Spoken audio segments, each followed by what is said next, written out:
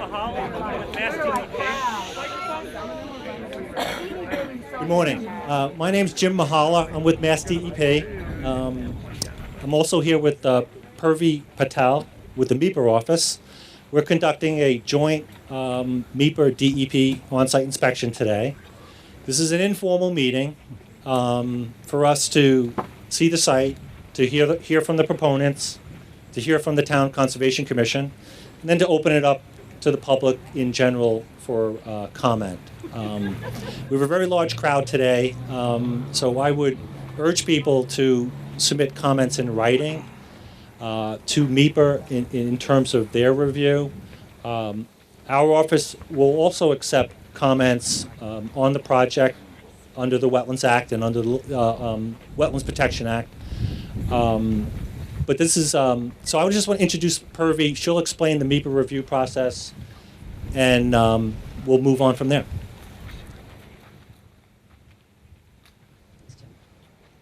My name is Purvi Patel with the MEPA office. I represent Secretary Mava Lily Bartlett on behalf of the Executive Office of Energy and Environmental Affairs. We're here because this project exceeds certain MEPA review thresholds, namely the alteration of coastal bank and the alteration of greater than 1/2 acre of other wetland resource areas, in this case coastal beach. We're here also because this project requires a state agency action, and that only action is the superseding order of conditions with the Mass DEP. So that's why Jim and I are holding this meeting jointly. He'll tend to lead the meeting because of this is only there's only one action that's required for this project. But I want to let you know that briefly, the MEPA review is not a permitting process. What MEPA review is about is it's a review process that seeks to have the proponents and commenters look at the project and identify ways that they can avoid, minimize, and mitigate impacts that are project related. So while I take notes, this is not a public hearing. I don't record what you say, and if you want your comments to be submitted for the record, they need to be submitted to the MEPA office. I can provide you with the details. They're on our website, the MEPA office. I can give you my email address. That's the preferable mode of commenting. Comments have been extended for this project and are due in writing by Tuesday, September 9th, and the certificate will be issued on Friday, September 19th. Okay, so thank you for your attendance here, and if you could just come in a little bit from the roadway so you can be safe and we don't have to worry about you being struck by a vehicle. Okay, so that's the role of MEPA, and it requires a state agency action and it exceeds the MEPA review threshold. Thank you. At this point, I'd like to turn it over to the proponents, which is the Sconset Beach Preservation Fund, and they'll give a brief project overview, description. At that point, when they're finished, I'd like to turn it over to the Conservation Commission to hear their position on the project and their concerns and their reasons for denying the order of conditions. Once that's concluded, we'll open it up to the general public for comment, organizations, or any concerned resident in the town. So at this point, I'd like to introduce Maria Hartnett with Epsilon Associates, who will be giving a brief project overview. And I think Josh Posner might have a word or two to say first.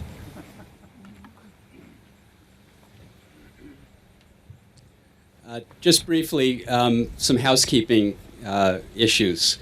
We're so happy we have a nice day today. There is water in a cooler in the back if people want water. There's some granola bars. We are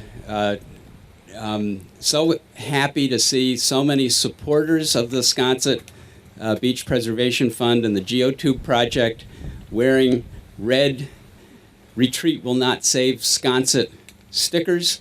And I just thought I would give everybody a chance to wave their hand and say hello to DEP. Once again, please stay out of the road and keep yourself safe. And now Maria. Good morning. I am Maria Hartnett. I'm from Epsilon Associates. We are the permitting consultant for this project, and I have been asked to give you an overview of the project. Since it does have a long history, I will be taking a few minutes to do that, but I will try to move through briefly so we have plenty of time for other comments. I'll be taking you through an overview of the project, the permitting history, and some of its monitoring and mitigation commitments. I'll be describing how there is a certified emergency in the project area. I'll be describing how the project includes mitigation that's in excess of the state standard. And I'll be telling you about the project's monitoring system and how the project includes failure criteria and how the project has already funded an escrow account that will allow the project to be removed if it becomes necessary. And I'll also be showing you why we feel the project is consistent with the Wetlands Protection Act performance standards and why we feel that any outstanding issues can be resolved through the SOC process. So starting with the project overview, hopefully you've had a chance to take a look over the bluff and see the project. What you see there was authorized under an emergency certification request issued to SBPF by the Conservation Commission back in December. The project was constructed in December 2013 and January 2014, and it consists of 3 rows of stacked geotextile tubes with a sand cover on it. The project was required to file a notice of intent, which was subsequently denied, and then SBPF requested a superseding order of conditions, which is why we're here today. As Porvi said, the project does exceed some MEPA review thresholds. The project does only require one single state permit, and so MEPA jurisdiction for this project is limited to the subject matter of that state permit, or in other words, it's limited to wetlands issues. Some of the purposes of MEPA review, it's typically done at the beginning of a project before it's been built, and some of its purposes are to facilitate agency coordination when multiple permits are required, so that's not really the case here. And it also allows all the environmental issues to be identified. As many of you know, the project has had multiple hearings over several months, and so we do feel that the environmental issues for the project are well understood. And for all these reasons, we believe that any outstanding issues can be resolved through the SOC process, and that no further MEPA review beyond an ENF is needed. So that's the project overview. I do want to spend just a couple of minutes taking you through the project's permitting history, since it is a lengthy process that led us to this point. First, I want to start with the need for the project. As you can see, the ocean is right there, and as many of you being homeowners here, you know and saw that the winter of 2012 to 2013 really led to some devastating erosion. Folks were losing 20 to 30 feet, maybe a little bit more. This erosion left pre-1708 homes within as close as 5 to 10 feet from the top of the bank, and the roadway in certain spots was only about 30 feet from the top of the bank, and in others 40 or to 50 feet. And because of this situation, it was found that even another significant storm could render Baxter Road impassable. It could breach the water and sewer supply and leave all those residences north of here stranded without water or sewer service. We would also lose our access to the lighthouse. A geotechnical engineer advised the town that once the edge of the road got within 25 feet, the road would need to be closed so that there could be further evaluation to see if it was safe to maintain travel. And town council also advised the town that they had a legal obligation to maintain access to the residents on Baxter Road. And so because of this, the town of Nantucket and SBPF partnered together. This partnership originally took the form of a revetment notice of intent that was filed in July of 2013. After several months of hearings, the winter storm season was approaching, and it became clear that this could not be permitted and constructed in time. So a new notice of intent was filed in October for a geotube project. Again, there were several hearings on this, and the winter storm season was approaching, and a decision had not yet been reached. So in November, SBPF filed an emergency certification request for 4 rows of geotextile tubes. This was denied by the Conservation Commission, and SBPF appealed to DEP. While DEP was making their determination on this emergency certification request, the town of Nantucket filed their own emergency certification request, and this project included, it was what's called a hybrid project, where the lower two tiers would be geotextile tubes, and the upper tiers would be composed of a biodegradable jute or core material. This was approved. And so DEP also approved SBPF's request for 4 tiers of geotextile tubes, but also asked us to increase the sand mitigation requirement. The typical sand mitigation requirement is to provide what the bank would normally provide through erosion on an annual basis. DEP requested that this mitigation be increased to 1.5 times the natural erosion rate, and DEP specifically said that this would mitigate any differences between the town's hybrid proposal and SBPF's 4-tier GO2 proposal. So now the different iterations of the project had 2 different active approved emergency certification requests, and so SBPF and the town partnered together again to try to reconcile the differences, and they submitted another emergency certification request to the town for the 4 tiers of geotextile tubes, but with the increased mitigation amount that DEP had recommended. And this was approved by the Conservation Commission. However, only 3 tiers of geotextile tubes were approved. And so it was this approval that led to the project being built. So that's a long history. So now I just want to get through briefly describing to you what the project includes. And there are some slight difference between what has been constructed and what has been proposed. So I have some plans here. I'll take you through those briefly. Stephen, do you mind helping hold these?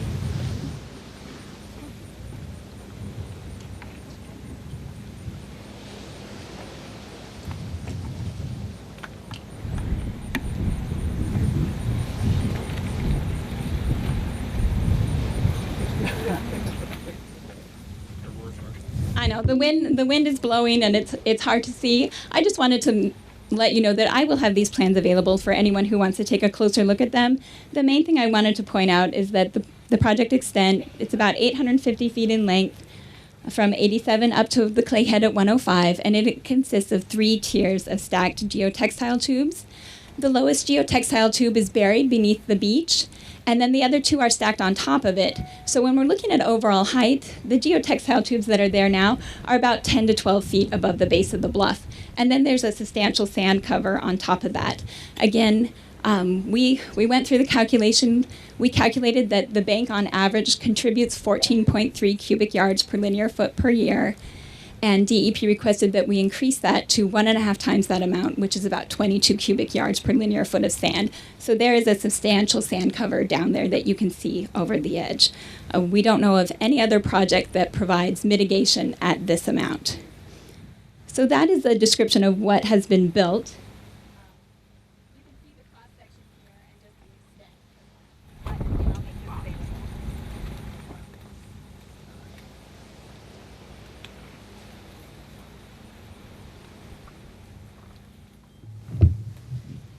And the primary, there's just a couple of things that we requested to be added.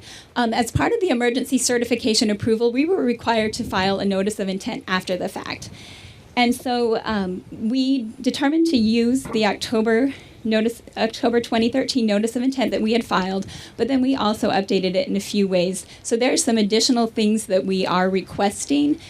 This was first requested to the Conservation Commission. When that was denied, it is now going to DEP through the request for a superseding order of condition.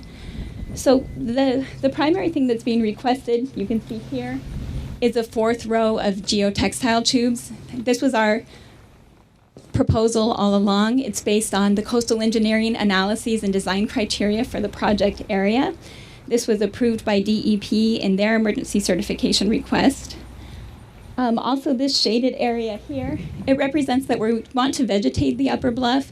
This vegetation will help us deal with some of the surface water runoff, and wave and wind-induced erosion. We plan to plant American beach grass first and then some native woody shrubs. And we'll leave the upper 5 to 7 feet unvegetated to allow for swallows nesting. Swallows aren't a listed species, but it was a concern expressed during the hearing, so we're willing to maintain the upper 5 to 7 feet. For the vegetation to be successful, the bank face, if you've seen it, it's really rutted. There's a lot of gullies, so we need to put a little bit of sand down just to smooth it out a little bit and give the plants a better chance at growing successfully. The other component we're asking for is, you can see right here at the end, these are called returns. You put them at the end of the geotextile tubes to prevent flanking of the system. These will consist of smaller 15-foot circumference geotextile tubes. We don't need to excavate into the bank to install them. Those are the main components. And then one other outstanding component is the surface water drain. Couple lots down at 91 Baxter Road, a big gully was forming during construction. I think we have something similar right here behind us. And the gully was, again, threatening the road. And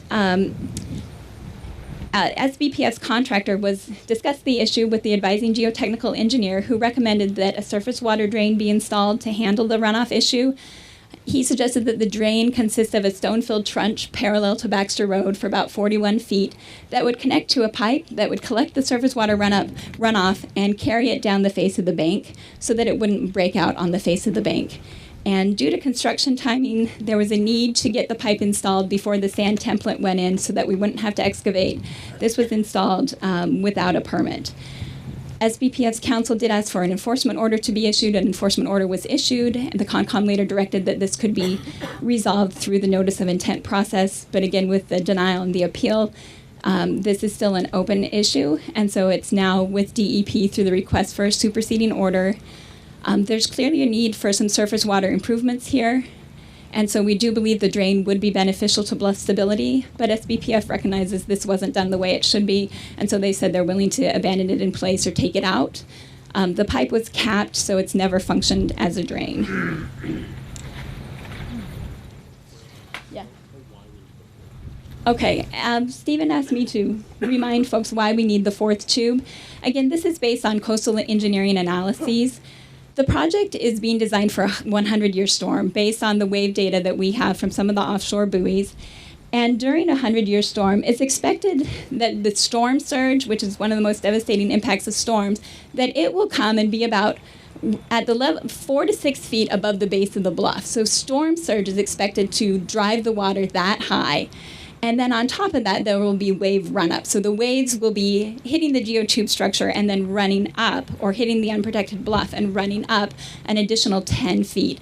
And so in order to adequately protect this area from a 100-year storm, we need to get our elevation up to the level of the fourth tier shown here. Without that fourth tier, if we are forced to remain at the current only 3 rows of geotextile tubes, if a large enough storm comes, this system will be overtopped and the bank could still erode behind it and the system could fail.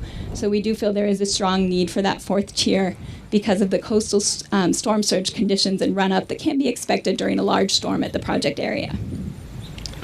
Okay, thank you. We can set those down. I just have a couple more things to go over with you. I really wanted to talk about the project's impacts, monitoring, and mitigation, because that's why many of us are here, because of very legitimate concerns about the potential impacts of the project. So I'd say the number one potential impact from the project is we all understand this bluff erodes and it supplies sand to the littoral system. We know that and we recognize that. Again, we very painstakingly calculated what volume this bank typically provides. We corroborated that with survey data. We corroborated it with shoreline change data. We actually did the calculation 3 different ways and we came up with very similar answers. And then in accordance with the guidance provided by DEP, we increased the mitigation volume, and in the guidance provided by the Commission, we increased the volume to 22 cubic yards per linear foot. So we're now at 1.5 times what the bank typically provides. This is a big commitment and should serve to mitigate any adverse impacts from the project. We've also talked about how this sand is available to the littoral system. The project has had one major storm on March 26th. And we feel that the sand mitigation that we've put out there is available. Again, the geotubes, they stick out onto the beach a little bit, so the sand is a little farther seaward. And during the storm on March 26th, we found that as designed, the sand cover lost sand. We lost 1.5 to 2.5 cubic yards per linear foot. We checked the terraces nearby, and they lost 1/4 of a cubic yard. And the unprotected bank didn't lose very much at all. So during this storm, we found that the project did lose more sand than the terraces, and so it was a good indication that this mitigation sand is going to be available and will be doing its job of being eroded during storms. We're also going to be continuing the shoreline monitoring program. This is one of the best monitored shorelines in the state. We have over 20 years of baseline data here. The surveys will continue in the spring and in the fall. In the spring, we'll be getting out to about -5 mean low water, so we'll be getting the near shore. And in the fall, we'll be doing bathymetry. We'll be going several thousand feet offshore. And those surveys will continue, and that's for a section of about 5 miles of shoreline from Wawinit at the north down to the sewer beds. And we'll also be monitoring the top of the bank right near the project's ends. We'll be monitoring after storms. Again, we did this on March 26th. We went out, we took a look. We saw that the sand cover had eroded as designed. The geotubes had performed well, no damage to them, and the bank was also protected.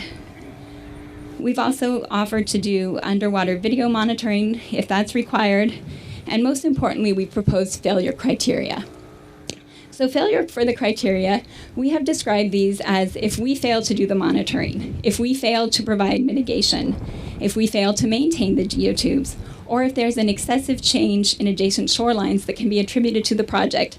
And again, understanding one of the principal concerns for this project, we will be monitoring the shoreline very carefully to look for impacts that are different from baseline conditions.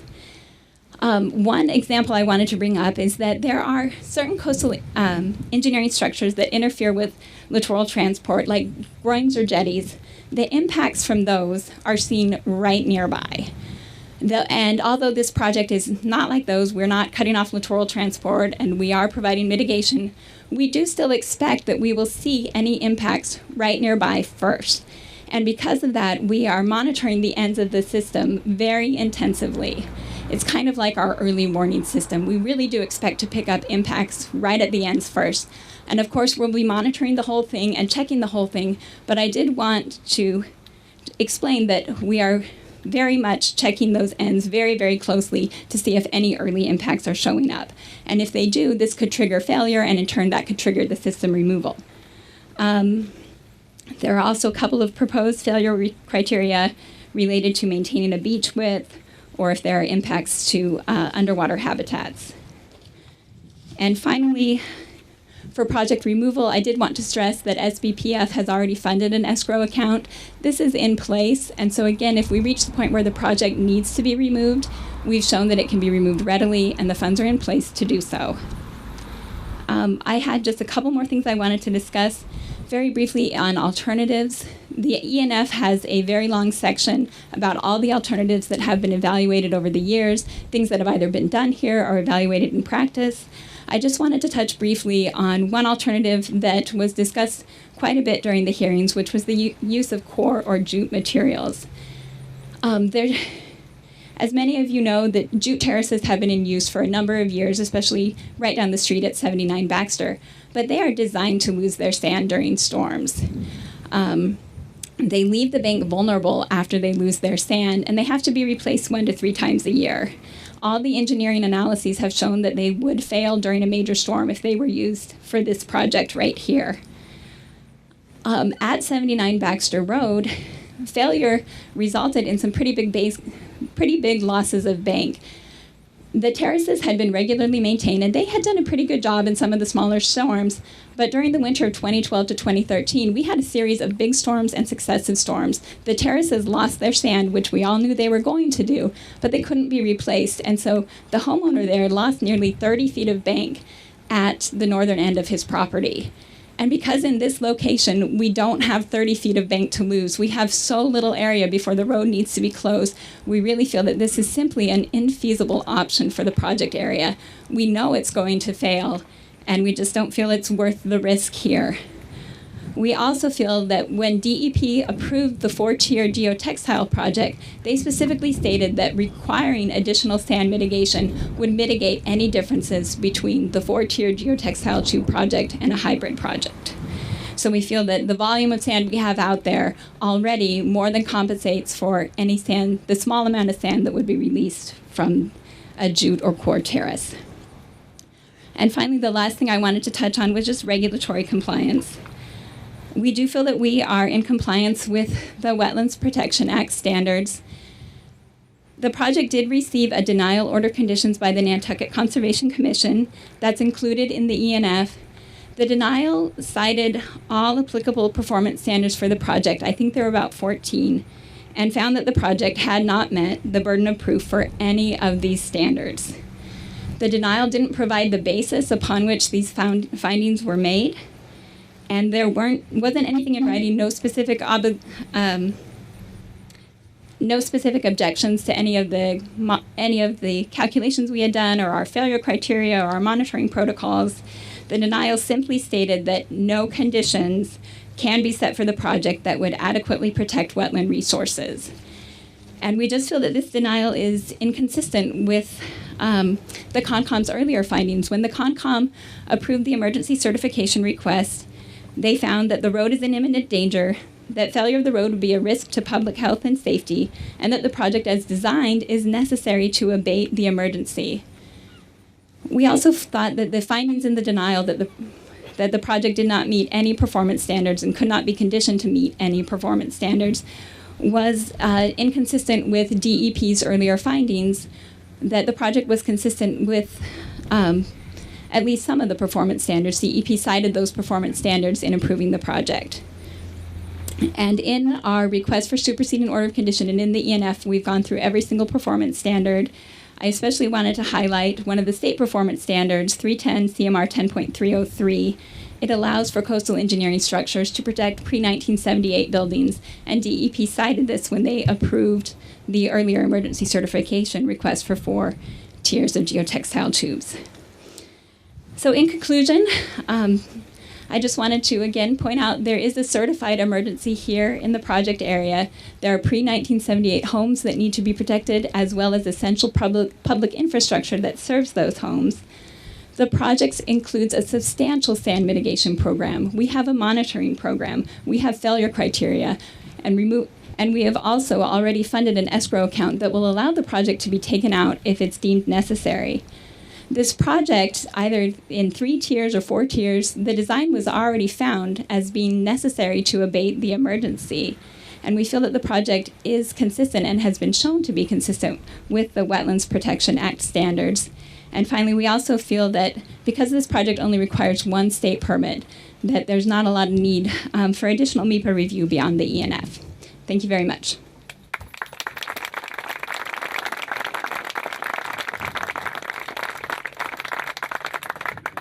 Thanks, Maria. Why don't we turn it over to the Nantucket Conservation Commission? Jeff Carlson, the administrator, is here, and several members of the commission, so we'll give them an opportunity to speak. All right, good morning, everybody. My name is Jeff Carlson. As Mr. Mahala said, I'm the Natural Resources Coordinator for the town and the Direct Administrator for the Conservation Commission. Real quick before I get started, just wanted to say a big thank you again to everyone for coming this morning, but more importantly of all, wanted to thank the commission and the board members for spending what is really probably the longest set of hearings that I can remember have been a part of, and really taking the time and energy to put forward and try to make the best decision that they could put forward. So I will try to explain and go through some of the steps that we went through administratively for us and how we kind of arrived to the decision that we were there, and spell it out that way. So just to be clear, the CONCOM did issue a denial order of conditions as it relates to the GO2 project that Ms. Hartnett so clearly presented. There were a number of factors that went into that reasoning and that decision making. And before I get to the specifics of the decision, I also would just like to clarify that an emergency certification was granted in the late winter and kind of early spring through December and January for the project that's constructed. However, when we're evaluating as a commission, we're evaluating emergency certifications as opposed to a notice of intent and order of conditions. There are different standards that apply and a different level of review that's there. And I think what's important is to obviously abate your emergency with the emergency, and then to also normalize and get a project that complies to performance standards to be the ultimate project that remains. I think that's one of the things that are there. I may take questions at the end, but that's kind of at the discretion of Mr. Mahala. So real quickly, there were 3 main factors to the Talk closer to the mic.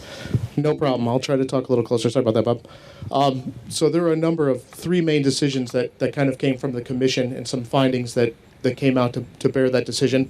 First and foremost, I'd just like to clarify that we're not just dealing with a coastal bank as resource areas on this site. We have a number of resource areas. We have coastal bank, which is the most obvious. It's the eroding face that's here. But we're also dealing with coastal beach, land subject to coastal storm flowage. And then we're also dealing with, through the performance standards of coastal beach, dealing with the performance standards with land under the ocean as well. So those are the 4 primary resource areas that the Commission was dealing with in review of the GO2 project. And just to be doubly clear, there are also vegetated wetlands on portions of the sites across Baxter Road that buffer zones come across, but they're not really applicable to this review or to this specific project.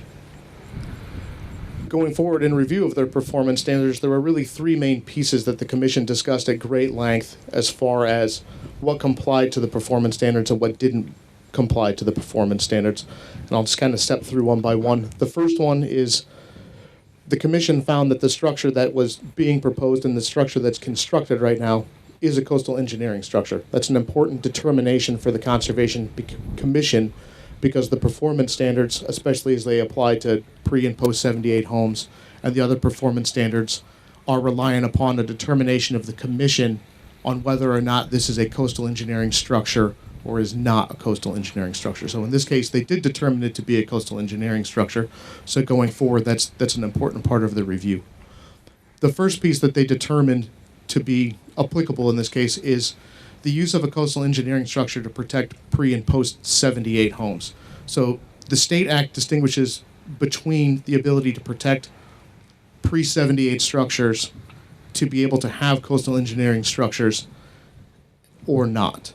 So when the Commission reviewed the project area that's there, there are obviously a number of vacant parcels of land. There are areas that have pre-78 and some post-78 homes. And when the Commission was reviewing that as it related to the coastal bank, they felt that the coastal engineering structure was not permissible in front of lots that did not qualify for protection under the State Act by having a pre-78 home. So just as an example, the lot that we're standing on right now is within the project area, is a vacant lot, and they felt that this lot would be a lot that did not qualify for protection under the State Act. Secondly, when we reviewed the project, we also are looking at adverse impacts of the project, not only on the coastal bank and the eroding that's there, but also at the coastal beach land subject to coastal storm flowage, and then the adjacent areas updrift and downdrift. So the Commission spent great time to deal with the mitigation volumes that were there, looking at the mitigation volumes to not just include the bank, but to also include the beach. The beach is obviously heavily impacted by this project. There's a geotube within the coastal beach. And then obviously through just regular sand transport, just the coastal dynamics, water comes up, takes the sand from the beach and from the bank, comes back across the beach before it goes back out onto land under the ocean. So when we're looking at that mitigation volume that's there, the Commission felt it was important to include that beach component or to look at what that beach component contributes to the littoral system as we're looking forward to it. So the Commission's review of that concluded that the project that was proposed was not adequately mitigating for the loss of bank, beach, and then also for the impacts both updrift and downdrift of the littoral system. This bank is a very large bank, and this bank was determined by the Commission to both be a bank for a sediment source and also as a vertical barrier to storms, the 2 distinctions that the State Act makes and what it is. And they felt that the mitigation component that was in place, coupled with the structure that was beneath, did not adequately protect the interest of the State Act as it related to those adverse effects. One of the things that's interesting about that is we had a very interesting case this time. Very rarely are we dealing with permitting a structure that's in existence and is on the ground, in a structure that you can really view and a structure that you can see. So it's my first experience with the project, at least with the Commission, that commissioners are going out on a daily basis or photos are getting posted on a daily basis where you're really getting to see what the structure's doing and how the structure's really behaving while you're discussing its merits and trying to permit or not to permit a structure. So discussing the storm a little bit at March 26th, one of the interesting things about that is it did show us a number of things that were discussed by the Commission, one of which was the function of the structure. And it was interesting to see, and the Commission discussed it at great length, that the structure, as it was functioning through that storm, did release sand. I don't think there was any dispute from the Commission that was there, but one of the great points of debate amongst the commissioners were a section of the geotubes exposed. So the top of the bottom tier exposed, and then the face of about the upper quarter of the structure and the middle tube also exposed, and the sand template eroded, and it really gave us a really great kind of 24 to 48 hour case study on how that sand template is going to function, and then how the structure functions when the sand template is either eroded away or is maintained. So in this case, we had a nice study where 3/4 of the structure had let go sand and was still covering the tubes, but the other quarter was partially exposed. And one of the great points of discussion was what impacts were caused to the beach that was facing, to the structure itself, to the sand that goes updrift and downdrift from the section of geotubes that exposed. And the section that was there that was not providing sand for a certain amount of time, and what those impacts may have been or what they could have been. I know it's also very difficult to, in one storm, get a really complete view of what's happening, but I think it gave us a really brief shot on how it was functioning as compared to how it was designed to function, and what those potential impacts may be, or if that mitigation volume is appropriately placed, if it's appropriately formed, if it's appropriately designed to fall down in the storms. And I think the commission, through their determination, determined that the structure was not functioning in the best interest of the interest in the bylaw as it was sitting on the ground, just based upon kind of that episodic snapshot that we were dealing with. So that was one of the other main components, were those adverse impacts and adverse effects that were there. The third real important point that was probably discussed the most amongst the commission was the ability to have a reasonable alternative or another alternative design. And I think through the process altogether, one of the things that we saw through the multiple emergency hearings were the creativity of both the applicant and the commission and the town to come forward and try to put the best design forward possible that could function, not provide those impacts and what's there. And I think ultimately the commission, going through it, determined, based upon what they had seen in the field, what was there, what's been historically permitted on Baxter Road with multiple projects, all the way back to the dewatering projects and the terraces and jute and core logs and dune guard fencing and all of the projects that came along, that through the process that there were reasonable alternatives that would protect the interest protected by the act in this case, or those avenues hadn't been explored enough to essentially rule out as being reasonable alternatives. And I think they went to great length to discuss both, any combination. In this case, it was mostly discussions relating to biodegradable materials like jute or core, but also to look at hybrid designs or alternative designs, or to look at obviously how different lots qualify for different coastal engineering structures from the pre-78 qualification, whether or not that structure could fit those standards a little bit better. And ultimately the commission decided that there were reasonable alternatives, and actually for all of the findings that they did, this was one that they actually had a specific vote amongst the commissioners that there were reasonable alternatives to the project that was proposed, whether it's the 3 geotubes or the 4th geotube that's now come in the later proposal here, that they felt that there were alternatives that were reasonable that had not been explored to go to this level of structure. Those were the 3 main points that led to their decision. So when they discuss it in their order of conditions, they were relating to the applicant's ability to not meet the burden of proof to demonstrate compliance with those resource areas, specifically the bank, the beach, land subject to coastal storm flowage, and land under the ocean ultimately. That all of those things in totality led up to the applicant not meeting the burden of proof to demonstrate their compliance with these standards, or they didn't feel they had the ability to condition the project as it was proposed to meet those standards. And that's kind of the commission in the nutshell for how they got to where they were. I don't know if I'm supposed to take questions or if commissioners would like to add anything. I just have one question. Who are the applicants on the NOI? Sure. So the applicants on this specific notice of intent were the Sconset Beach Preservation Fund and the town of Nantucket. It was a joint application. So just to be clear, so Concom turned down a project that the town was a co-applicant. I would say the Conservation Commission reviews all projects based solely upon performance standards, and they felt that it didn't meet the performance standards. Got it. Thank you.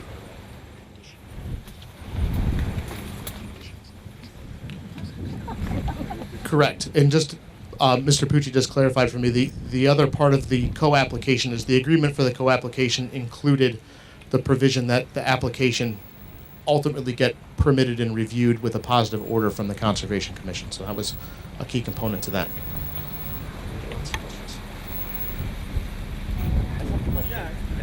Sure. I just have a question about this lot.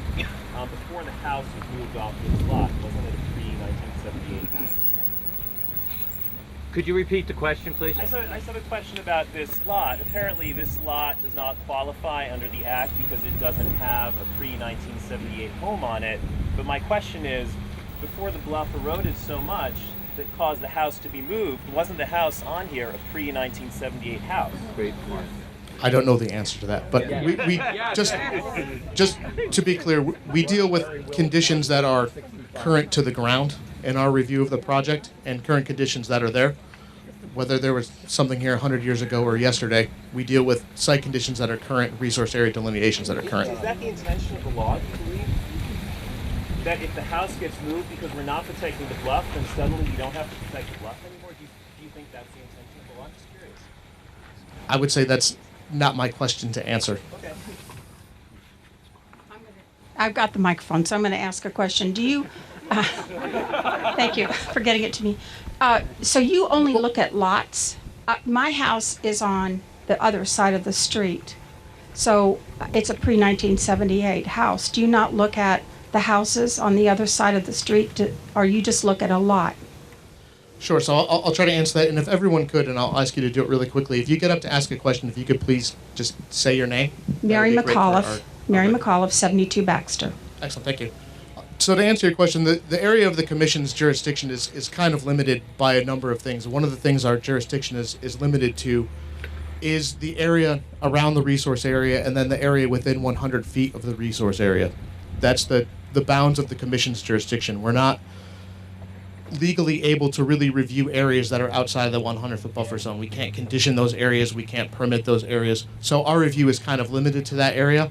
Certainly, community dynamics and things that are there obviously play an important part in discussions that are there, but we still are bound to the performance standards that are set by both the state act, in this case what we're talking about today, and then also the local wetlands protection bylaw.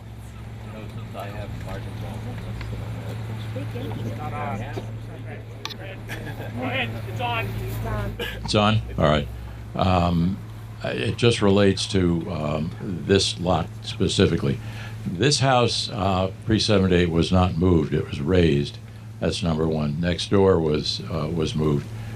Number two, I would like to draw your attention to the house over there, which is my house.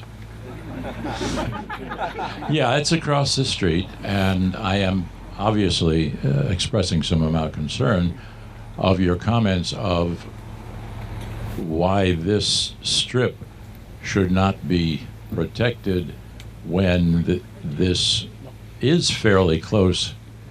I don't know how close it is, but it's close to Baxter Road, and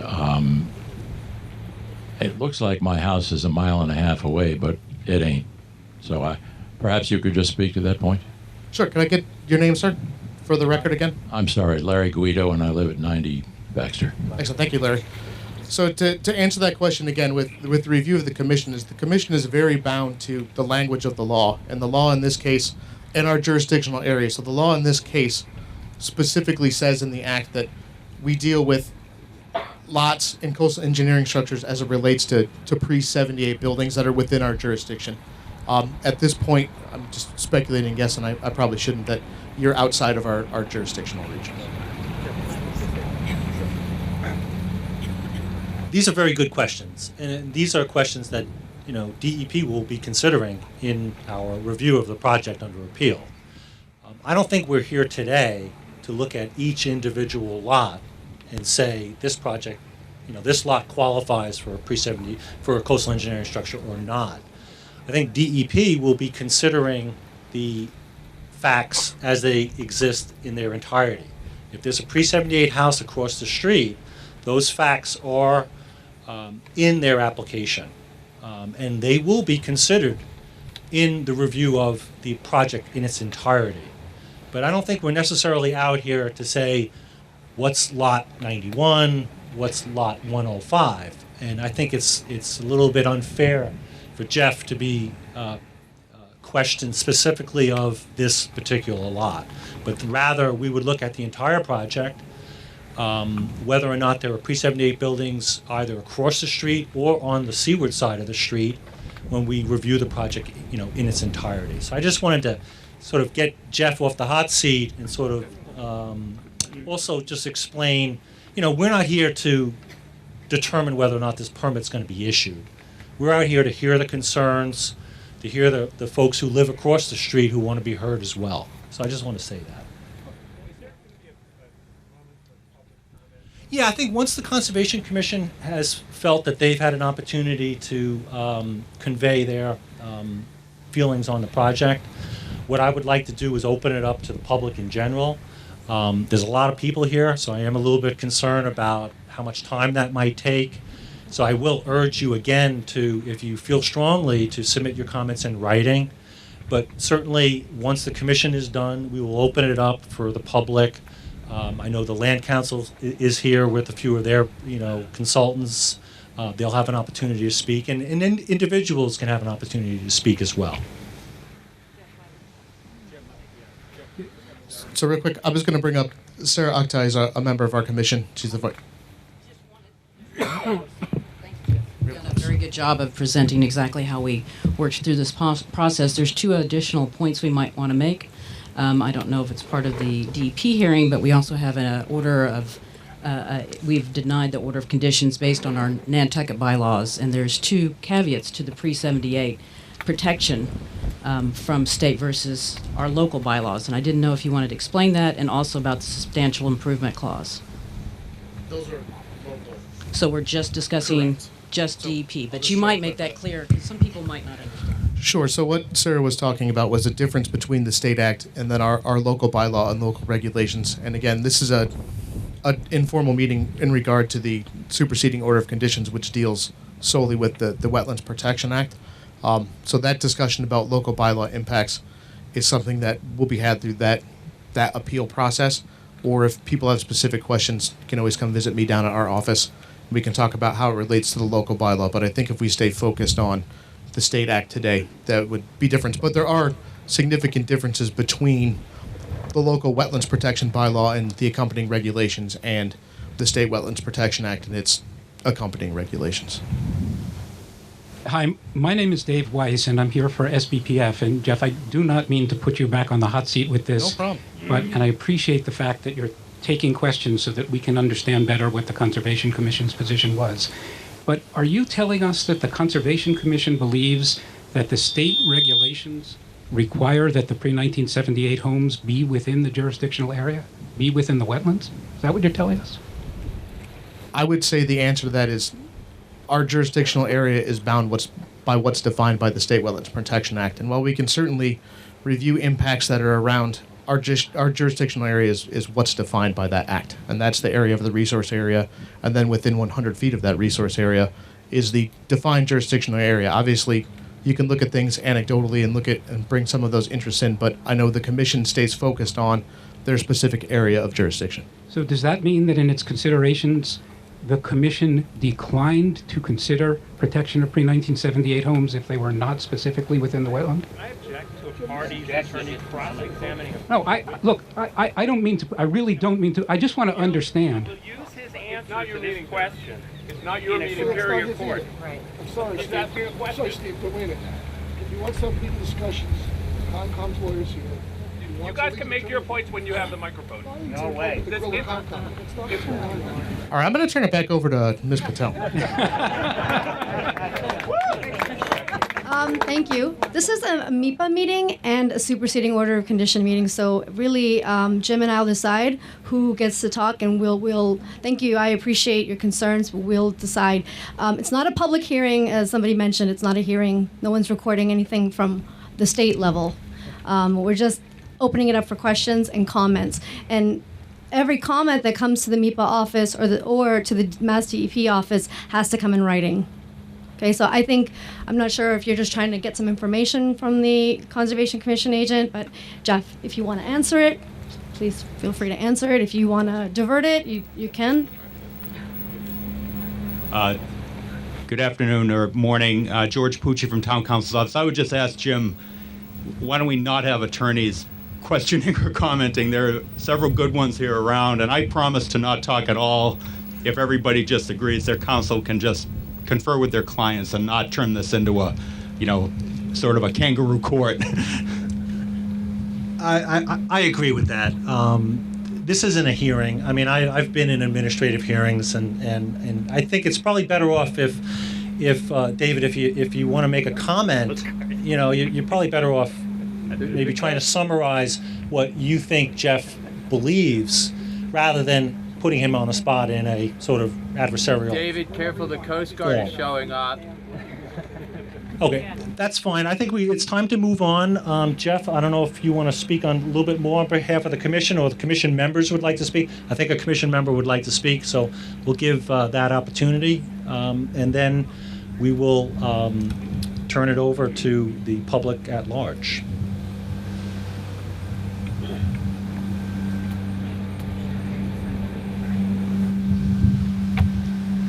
Hi, Ernie Steinauer. I'm with the Conservation Commission. And just to comment on the 100-foot regulatory limit, if you want to give us jurisdiction over your property, come on, let us know. If you want us to regulate when you put a shed on your property, if you're within 100 foot, or when you're out of 100 foot, if you want to give us jurisdiction over what you plant in your yard, then, you're going to have to change the laws, but those limits are there to limit our authority.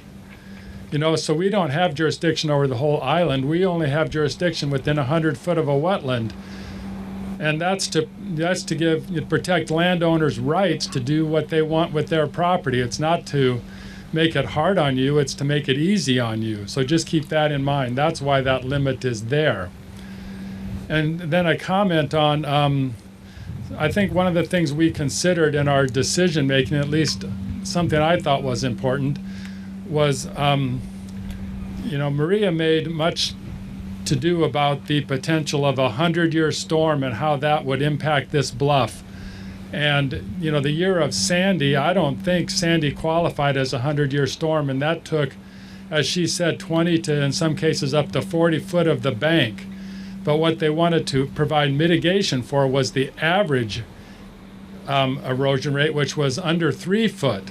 So if you say the average is 3 foot, but on the 100-year storm, which they need the project for a 100-year storm, take that mitigation by 10 to get from a 3 foot average erosion rate to the 30 foot 100-year storm erosion rate. And now you're not going to have 14 cubic yards per linear foot. You're going to have, 140 cubic yards per linear foot? Halfway to the Cape or what, It did not seem consistent to say we need the project for a 100-year storm, but we want to mitigate for the average storm. If you're going to have a 100-year project, then maybe you should have a 100-year mitigation project too, but that was undoable. You just can't put that much sand on the beach. There would be no beach left. So there was these, kind of contradictions in the hearing. Another issue that came up repeatedly was the difference between the town's application, which was a temporary application to protect until they could get Baxter Road moved or to have alternate access, versus SBPF's. It sort of morphed from that, which we were permitting under the emergency order, into more of a permanent project to do long-term protection on the bank. And that caused us to look at the project in a much more stringent light. If it's going to be here for 5 years or 50 years, then we had to start thinking about these big events, the possibility that they're likely to happen, and how do we deal with that. Plus, we also heard a lot of testimony, particularly from one expert witness that talked about the release of sand and how it's important during storms that sand is continually released, and how that actually dampens wave energy. And that small storm we had in, was it March? It was a very minor nor'easter. It wasn't a full-blown storm. And it exposed it quickly eroded the sand off of the tubes, and actually exposed the scour apron in places, which was at mean low water. So even at that minor storm, we saw loss of much of the mitigation sand and loss of a lot of the beach. It took it down to mean low water, at least in places. And that wasn't even a major storm. That was not a 3-day howling nor'easter. That was a very short-term, low-impact storm. As she said, it didn't even impact the unprotected bank. So it just seemed like this project was not going to perform in a manner consistent to how this bank sort of naturally performs. And if you look at this whole bank as a system from here, which is unfortunately for the people that live here, this bank is the big sediment source for the east side of Nantucket, probably from Great Point down to Codfish Park, Low Beach. And we were not able to get evidence of a project where mitigation was put in place and then to see how it performed, because they kept saying, well, it's not been done, it's not been done. So they could not substantiate that the mitigation would actually perform as advertised. There was no evidence, and it is the applicant's burden of proof to prove that there are no adverse impacts. And that's a high burden of proof, but it's required under the state and local laws. Thank you.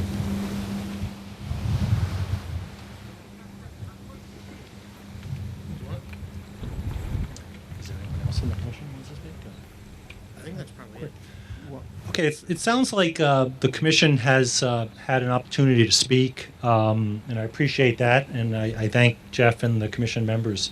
A couple things I just want to touch on. It was touched on a little bit earlier about the local wetland bylaw. DEP has no jurisdiction over local wetland bylaws. That decision is only appealable to court, and DEP has no say in that process. DEP does play a role in terms of the review of an appeal under the Wetlands Act. And that's what DEP will be evaluating here, is the state standards under the Wetlands Act being applied to this project. The local bylaw permit denial is tracked in a different way.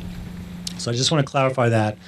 I just do want to clarify the standards under 10.30, which is the Coastal Bank section under the Wetlands Protection Act, which talks about coastal engineering structures being permitted when required to prevent storm damage to buildings that were constructed prior to 1978. So it requires a judgment call. I've been involved at DEP with shoreline erosion issues for 28 years. Recently, over on Chappaquiddick Island off the Vineyard, the Shifter property moved their house. They had substantial erosion out there that approached 0.8, 0.9 feet a day. So even if a building was sited over 100 feet landward, at that rate of erosion, it was only a matter of months before the house could face its demise.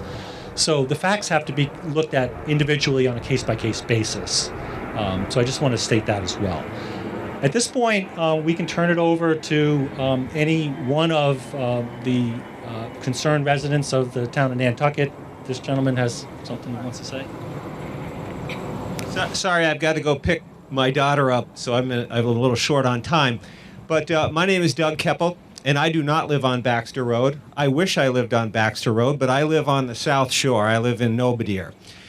But I just wanted to make a point to the EPA. I can't make a technical point to you except 2 points. That, first of all, Baxter Road is an irreplaceable resource on Nantucket.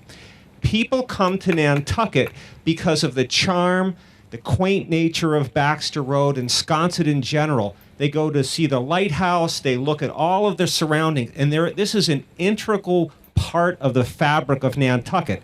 I don't live here. I wish I lived here, but I don't. So that's the first point made by someone who lives on Nantucket, is this is an irreplaceable resource.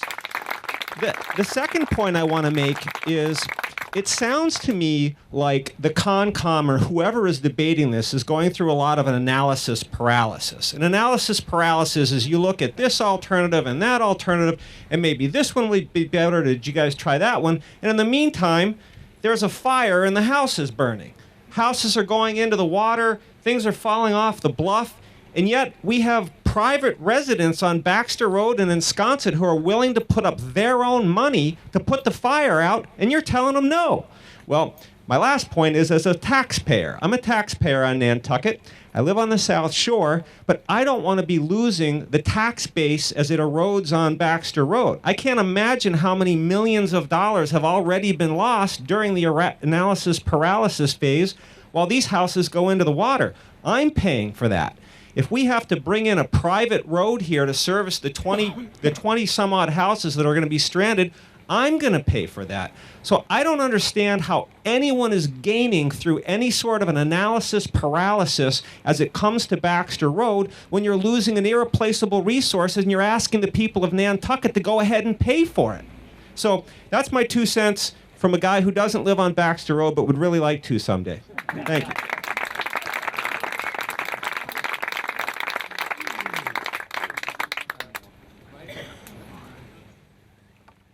Hi, my name is Bam Lafarge. I'm on the Concom. I was not on the Concom when this decision was made. I could not take part in it. But I want you to know a couple of things. And one is that the members of the Concom who voted for the denial did so in good judgment. And you can use the word analysis paralysis. I don't know where you guys were during the meeting or during last winter when I was out here every day looking at this place. And I'm not saying that the geotubes should be taken out or anything like that. I think you guys, that the Concom deserves credit for doing things in good faith. And they didn't do it because of any class difference or anything like that. They did what they believed in. Now, I've been studying, and I don't know it very well, the local wetlands or state wetlands bylaws. I don't understand it very well. There's a lot of room for interpretation. They chose that path, and I think they didn't do it for analysis paralysis. We were inflicted upon many hours of meetings. I went to all of those meetings, and I have actually for the dewatering and other things. And I think the Concom are volunteers, and they deserve your respect. Thank you.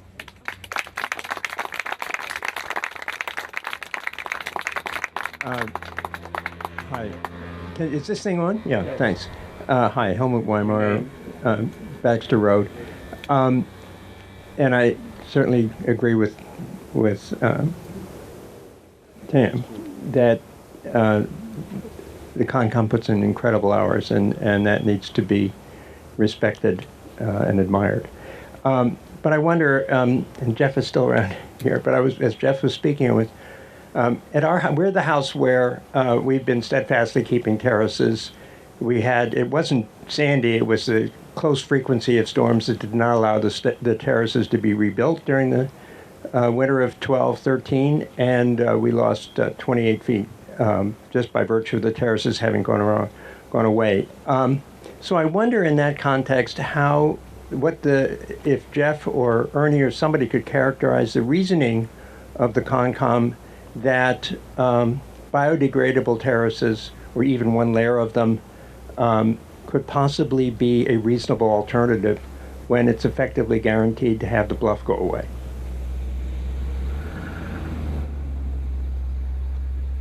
Well, I mean, that's the Commission's position. That's one of the issues that's under appeal that DEP will be evaluating. The Commission can take any position they wish under their local bylaw appeal. But, I think, Helmut, that those are issues that DEP will be evaluating in terms of alternatives, adequacy of some of the alternatives in terms of providing the level of protection that some of the homeowners are seeking. So I don't think an answer to that question is going to be you're going to have an answer today. Okay, thanks, Jim.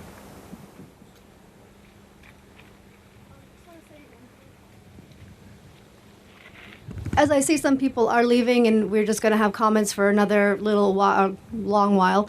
I want to let you know that you can email comments to me. My name was on the sign-in sheet, but if you didn't write it down, it's Purvi, P as in pineapple, U, R as in Robert, V as in Victor, I, Patel, P as in pineapple, A, T as in Thomas, E, L as in library, at state.ma.us. You can find me afterwards to get this email address again, and you could approach the proponent or anyone that looks official and If you want the fax number also, or the address to mail, you can get that information from me. I will be here until the end. Okay?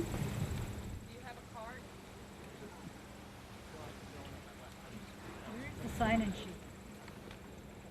Sure. So Jim did a great job answering there, but I'll try my best to answer your question. A little bit of the discussion that the commission had about alternatives that was brought forward. So during the notice of intent process and during the hearing process, and a lot of this information is still available online through PowerPoints, and Epsilon did a great job in breaking down some alternatives for the commission and putting it forward for some of the successes that have been had out here and some of the failures that have had out here from the projects historically.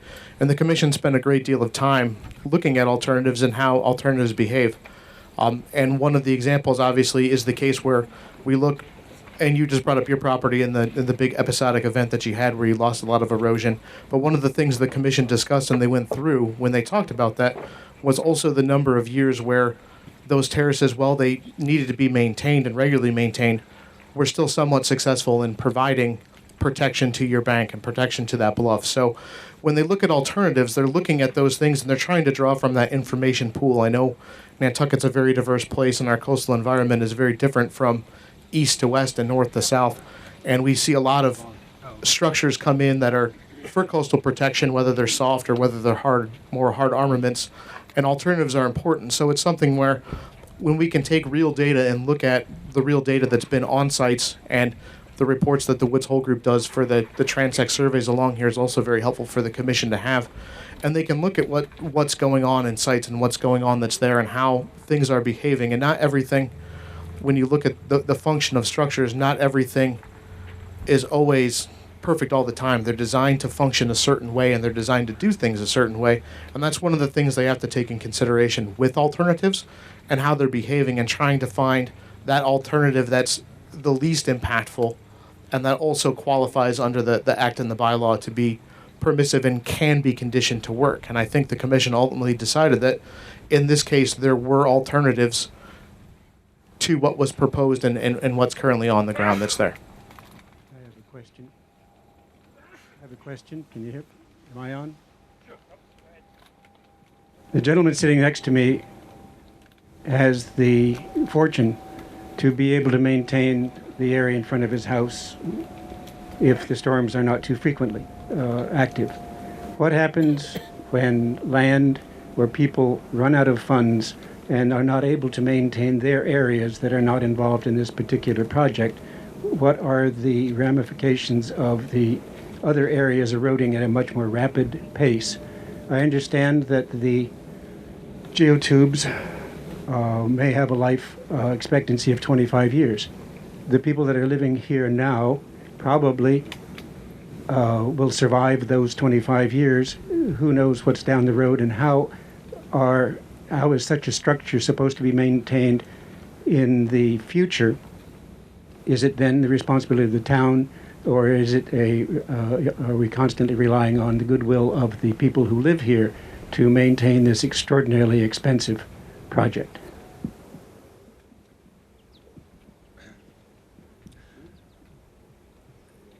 DEP is not really, I mean, we will, if we issue a permit and there are ongoing provisions in that permit, such as, say, beach nourishment and monitoring, if those programs are not implemented, then the project could be deemed a failure, as Maria had discussed earlier, and it would require the removal of the geotube if failure criteria have been met.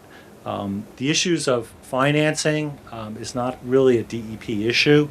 This site is a little unique in that the town of Nantucket owns a good portion of the beach where the geotube sits, and as a result, the Sconset Beach Preservation Fund needed the concurrence to file the NOI with the town of Nantucket.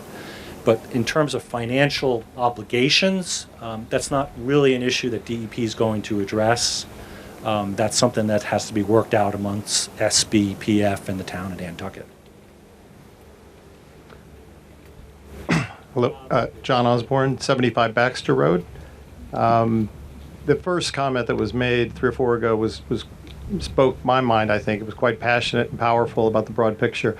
I just want to elaborate on that briefly. I would ask both the DEP and the CONCOM, in thinking about these issues, even though I appreciate there are a lot of administrative detail and process that you have to go through, in kind of trying to step back and think about the big picture, I would ask you to think about balance and consistency. So balance, I mean, the nature of all of these regulations, when you boil them down, is that we have an island that's extraordinary, and it's extraordinary for natural beauty and for historic buildings. We bought a house 10, 13 years ago, I guess. We kind of, at least the way I look at it, we've saved it twice. We renovated a 1923 bungalow, and then we moved it back this last winter. And we don't own the property across the street. We don't have a lot of alternatives. I think the broader spirit of all of these rules really is to try to reconcile these interests. And so I would issue that plea to each of these bodies to think about that. And you've suggested you will, but I want to make that point. Consistency.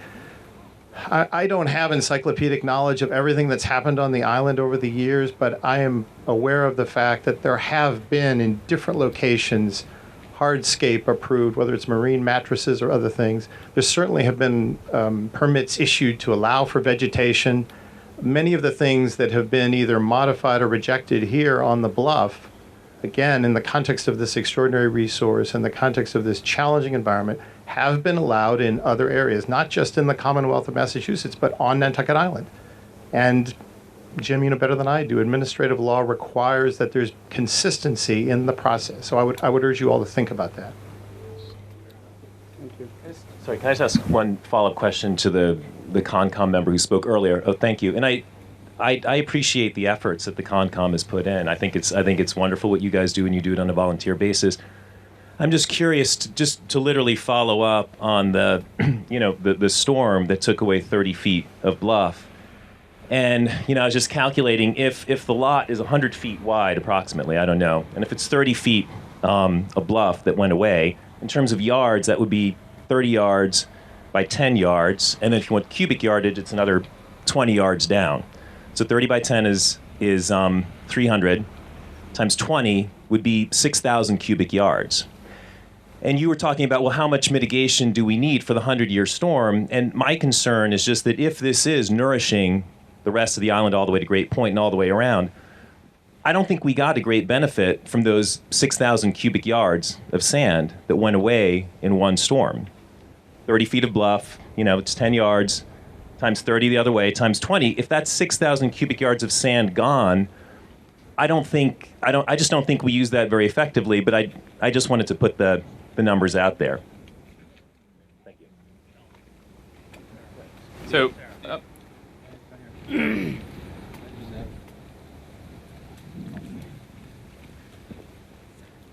hi, I'll be brief, Steve. My name's Jim Walker. My wife, Deborah, and I live just a few houses up at 104 Baxter. We also own the lot across the street at 101 Baxter. And I'd like to thank Chairman Atherton for putting the time in today. Rick is in the back. I'd like to thank CONCOM for taking the time. I think, Bam, your point is right. But I want to talk a little bit about the human interest here and what this project has done to our community. And I'm going to start with a story. We have neighbors that are in their 80s, and they live 3 houses up, or what's left of their house. The hurricane that came 2 years ago was well predicted. Media was covering it. I knocked on their door and I said, "Come stay with us tonight." And both he and his wife said, "No, we're going to stick it out." So I went back there about 7 o'clock and I said, "Please, come with us. Your house is only 10 feet away, God forbid." And they've been there a long time. They said, "Nope, we're going to stay." I went back over at 11 o'clock at night to try to pull them out, and they wouldn't go. So the whole human interest side of this gets lost in the technical details. And it's great to have MIPA and great to have DEP here to hear about all of the technical debate, but there's a human side of the impact to our community that gets lost. And the point was made earlier about some not having the resources to fight, to move their homes. And I've seen it, and I've seen it at least a half a dozen times. And what does it mean? It means that families are moving away from this part of Sconset. I can count 6. I know, Sarah, you're shaking your head, but there are 6 families, some of which no longer come here. The house to my right was owned by the headmaster of a prep school. The one right behind us, a professor. These are families that don't have the means. I've been coming up here for almost 20 years to Baxter Road, and I've seen them move away. I've seen the economic hardship. The point was made earlier about the tax base and what it means to Nantucket, the town of Nantucket.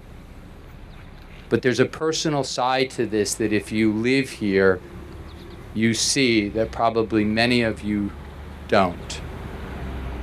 The quality of life.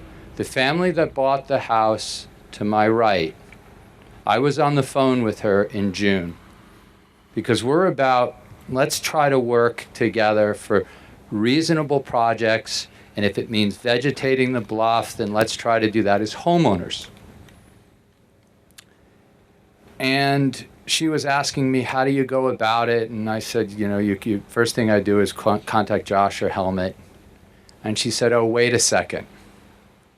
There's a drone flying above my house and my children are out in the yard. I have to go. I'm not making this up. We have drones flying above, monitoring the beach, and I know they're supposedly safe, but they don't fly other parts of the island.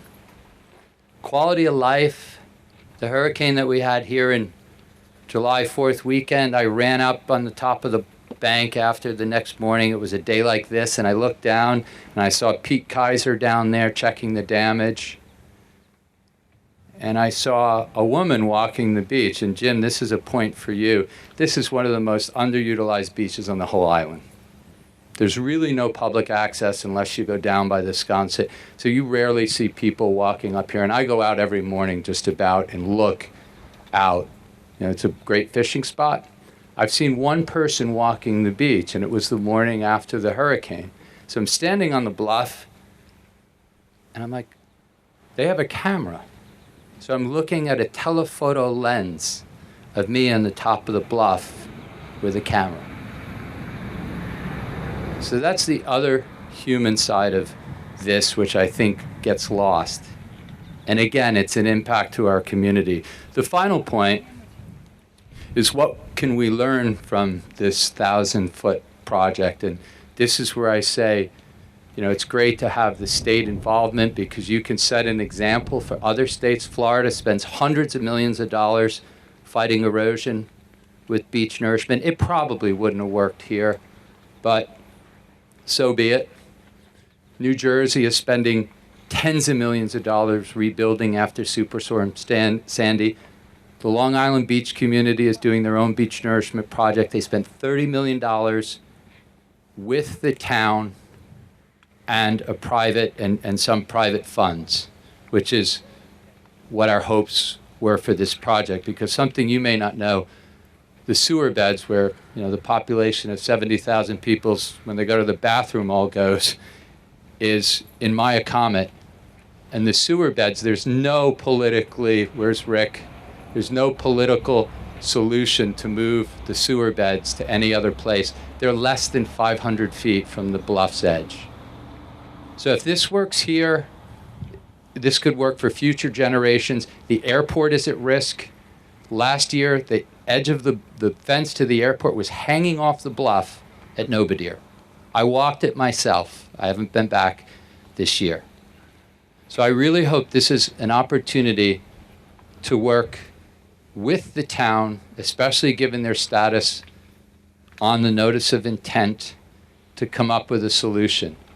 Our opponents have been very well organized You can go to the website and it says erosion happens, leave perfect alone. It's time that we as homeowners work together with either state officials or local officials and come up with a lasting solution that goes far beyond the people here and the existing generation. Thank you. I just want to take a second just to kind of refocus on the 1030 standards, the coastal bank standards, as I referred to earlier. The standards state that, the issuing authority, shall allow a coastal engineering structure when required to prevent storm damage to buildings constructed prior to August of 1978. And that is also provided that there are no other feasible alternatives and that the project be designed to minimize adverse effects. So those are the really important standards, and that's why we've had a little bit of a discussion about alternatives as part of the regulations, and also discussion about minimizing adverse effects. One of the things I've learned from my experience at DEP, and it's pretty well documented in the scientific literature, is the impacts of hard stabilization on a retreating shoreline and how often you lose the beach out in front of it. So to me, a very critical component of this project, if it's allowed to remain, is the ongoing beach nourishment component. I think it's very important that that be done to meet the standards of minimizing adverse effects. And I just wanted to just refocus everyone's attention on those standards that the state has in the regulations, and just want to reemphasize that. I'm Stephen Cohen. I'm the attorney who is the lead on trying to permit this project. I cannot tell you how many hundreds of hours I have spent on this, and I have spent a lot of time with the Conservation Commission, and I certainly appreciate your volunteer time on this. I think that what we have here is a commission that spent a lot of time reviewing something and just came to the wrong decision, and I think that what we've seen today is actually a very good example of why. In the general sense, the commission found that there were 16 standards that weren't met. But what we see here is maybe they didn't necessarily analyze them in the way that they were supposed to. And there were very good examples already given. So I'd like to just make a note of that so that the people who are here hearing it can understand what they have actually heard in some context. So, the standard of whether or not, how much sand mitigation you're supposed to be providing. The chairman of the commission suggested that we should be providing sand mitigation at the 100-year storm level. That is not the legal standard. That is not, he says if you're going to build to 100 years, you should supply to 100 years. That's what we heard. That's not the legal standard that's proposed or implemented anywhere. The mitigation that was proposed is not only 1.5 times what is normally done. It was also designed, the proposal was also that if there's an impact, that it could be increased. There was no, you're locked in forever and we've made a mistake and we can't fix it. So I want everyone to understand that we were already proposing to over-mitigate with the idea that it could be adjusted.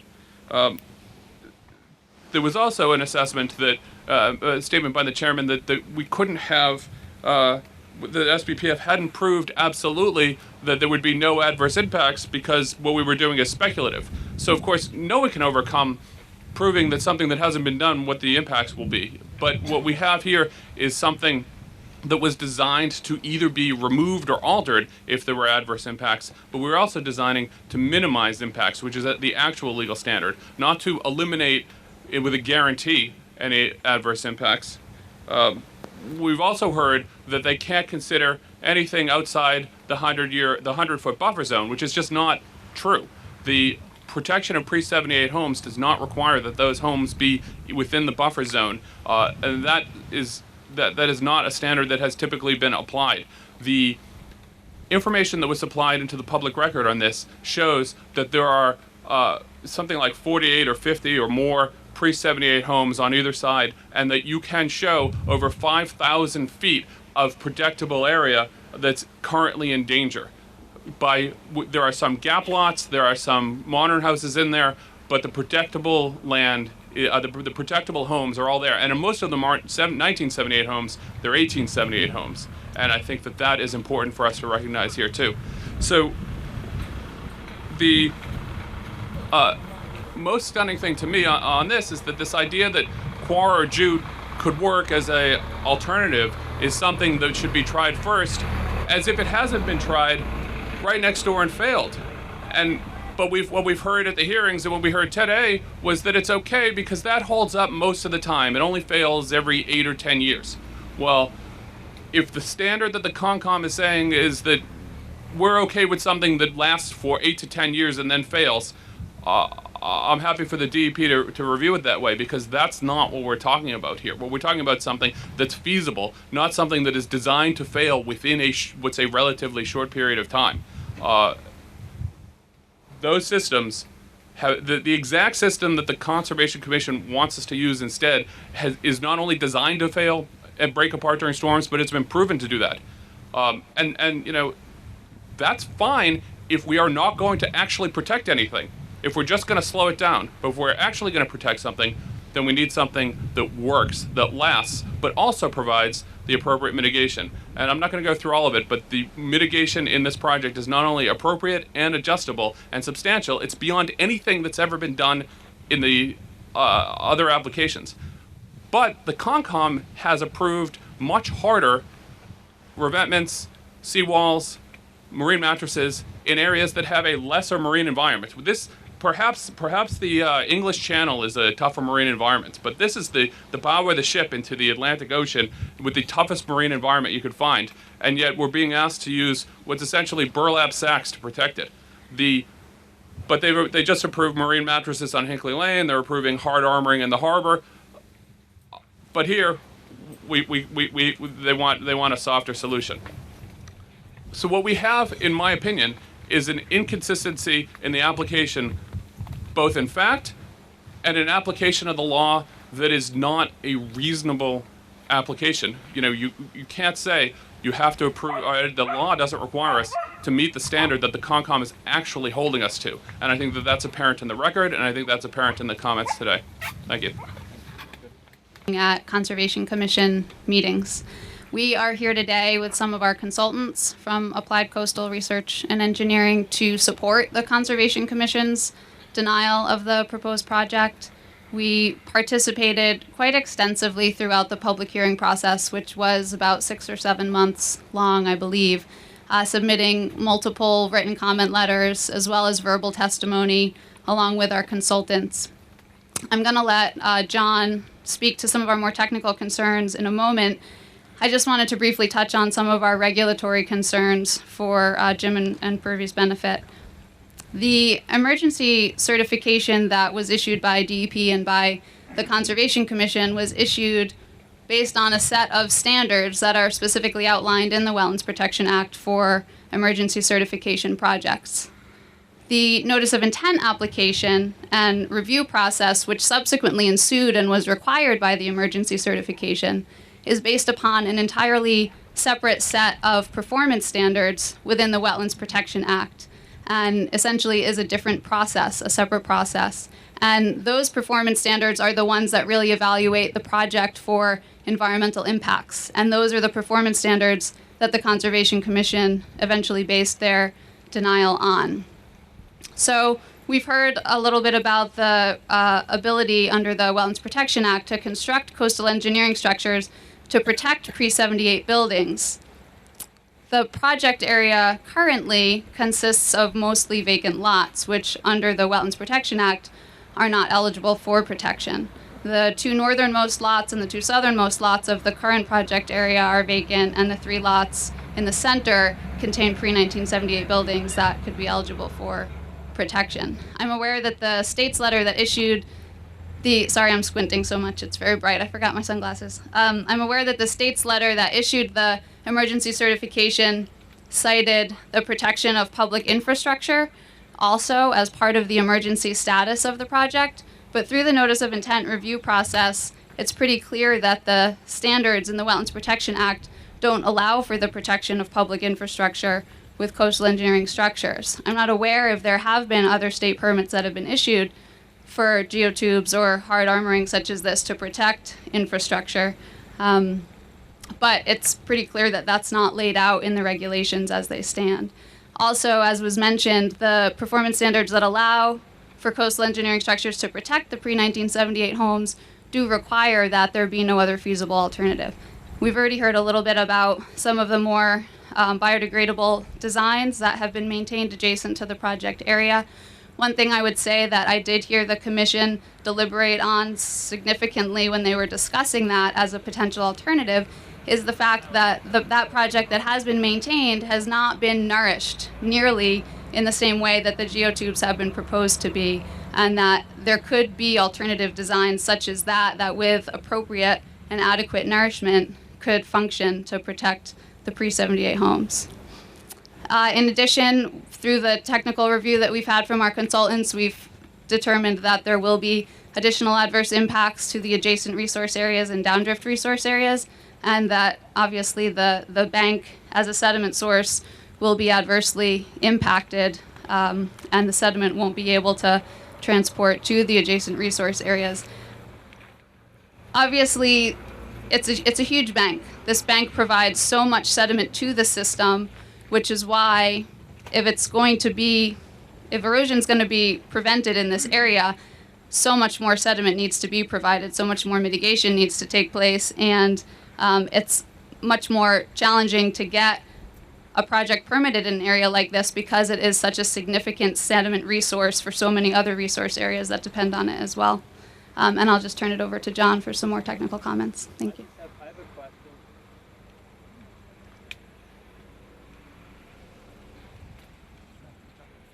Hi, I'm John Ramsey from Applied Coastal, as Emily had just said. I just wanted to touch on some of the technical issues and some of the reasons why we've had some issues with this project.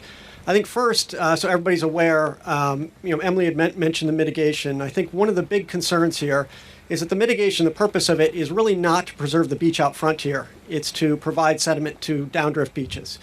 So that's one thing that everybody needs to understand. And with that, this beach is migrating back 5 feet per year. And that's going to continue to happen whether you mitigate for the appropriate volume or not. So with that in mind, we've looked at, obviously, the issue of the mitigation. The overall volume is one of the concerns that we have.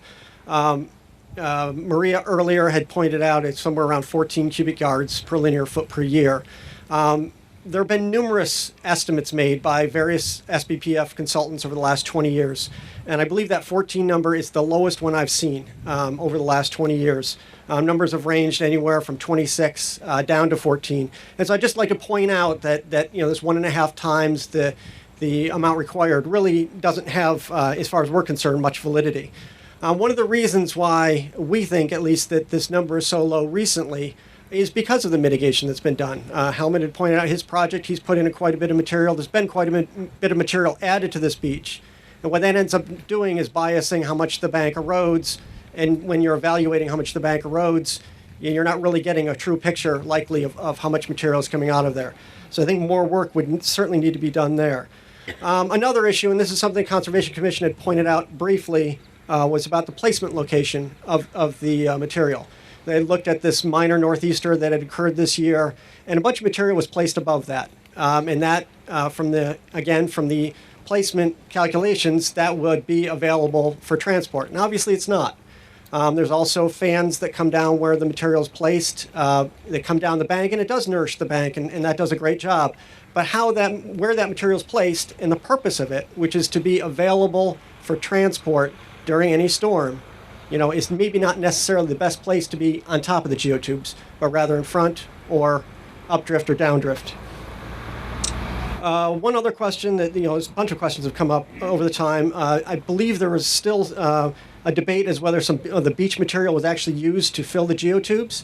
And if that's the case, obviously that material needs to be mitigated in some other way because that is now trapped within the geotube system. And Steve, there's just another point. One of the things that Steve had brought up is that the mitigation could be more if proven so. I've been involved with dozens of these projects over time, and one thing I've never seen is once a mitigation volume is agreed to, it's never bumped up.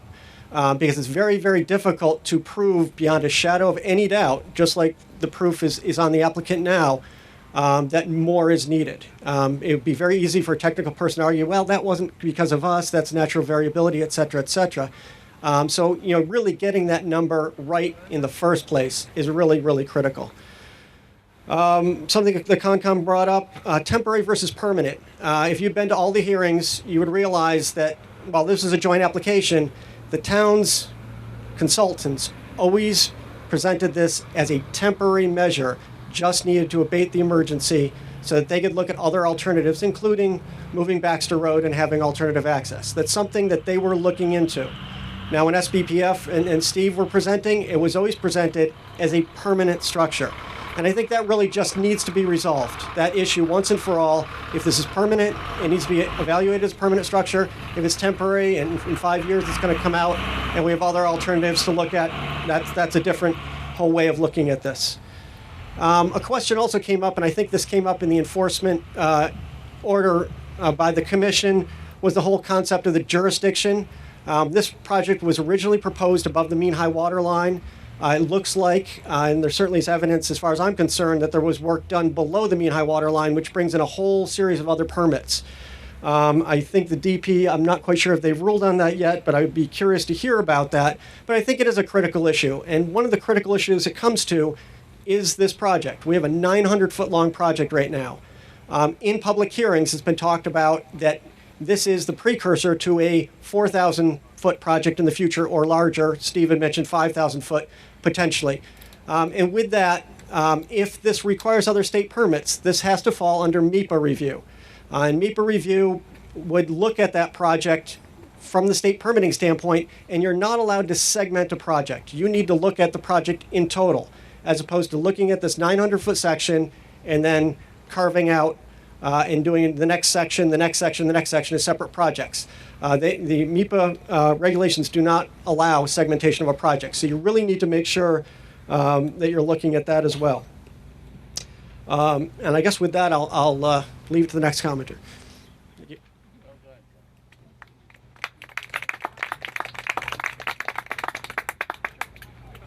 No, I think it's fine right now.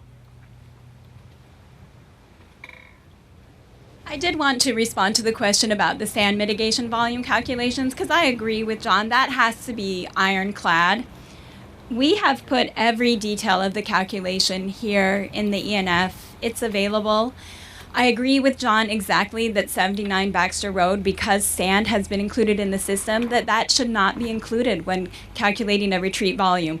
And we never have included it for that very reason. The sand volume calculations were calculated specific for the lots included in this application. We calculated it 3 different ways.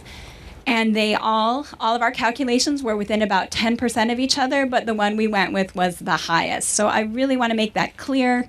There was a comment made about we had previously used higher numbers. I have all of our historic numbers here in the ENF for the bank contribution, and it does get a little confusing. The volumes we have previously submitted for a bank contribution rate varied between 8 and 14.3. We're sticking with 14.3. For a different project, a nearshore component was added in that changed the overall volume. But if we are looking at bank retreats, again, everything we've submitted, it's in here. It's between 8 and 14.3. We're using 14.3. Our calculations included the devastating erosion from 2012 to 2013 when people were losing 30 feet of bank. And so in my mind, they're skewed upwards. They're more than what we've seen in the past based on our previous calculations, which are all in here available. In terms of the mean high water issue, I do just want to again stress that mean high water, high tide line, there's still water elevations. So where we see the water appear on the beach, it can be influenced by wave run up and wave setup, even on a calm day like today. So if you want to know for sure where those are, you need a survey. It needs to be done. The only photographs we have with survey stakes were done right at the beginning of construction. The high tide line was staked. At the beginning of the construction, we were working our most seaward. We were working on the lowest geotube, which is located the farthest seaward. We were excavating it. It was a big trench and a big stockpile. Later, we were working on the upper tiers of geotube, so we were moving Moving landward, there was still a trench for water, but that initial work did represent the seaward limit of work. We have survey stakes with photographs that show that we were above the high tide line, and the high tide line is about 10 or 15 feet landward of the mean high water line. So we do feel that we were working above the mean high water line at all times. Thank you.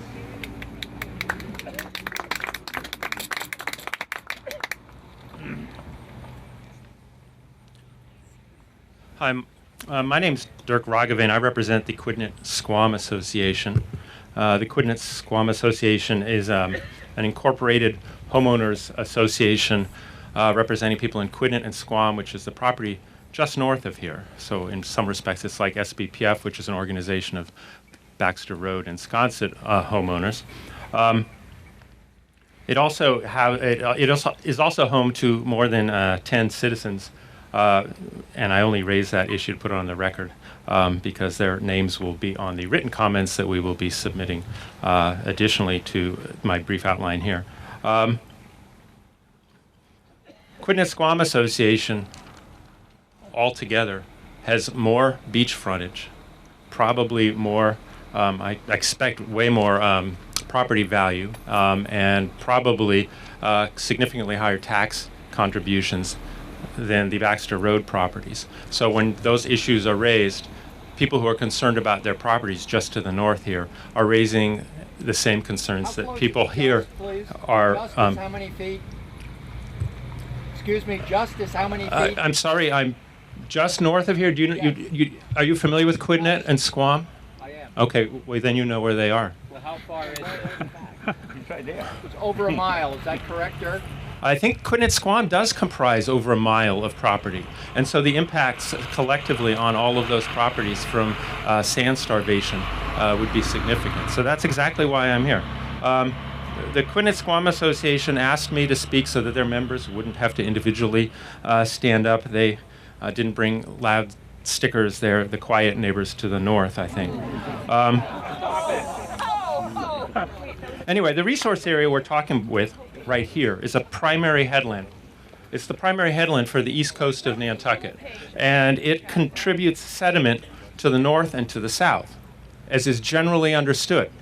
Interestingly, it's not specifically understood because Sconset Beach, when asked to present that information, was never able to break it down and said it was actually too confusing, which is in the record. After you leave the bluff, when you get to the areas north, and when you go south and around the island, you're talking about beaches, you're talking about dunes, you're talking about barrier beaches to Sacachapan, just north of here, and those resource areas are fed by sand from eroding headlands. That's how they function.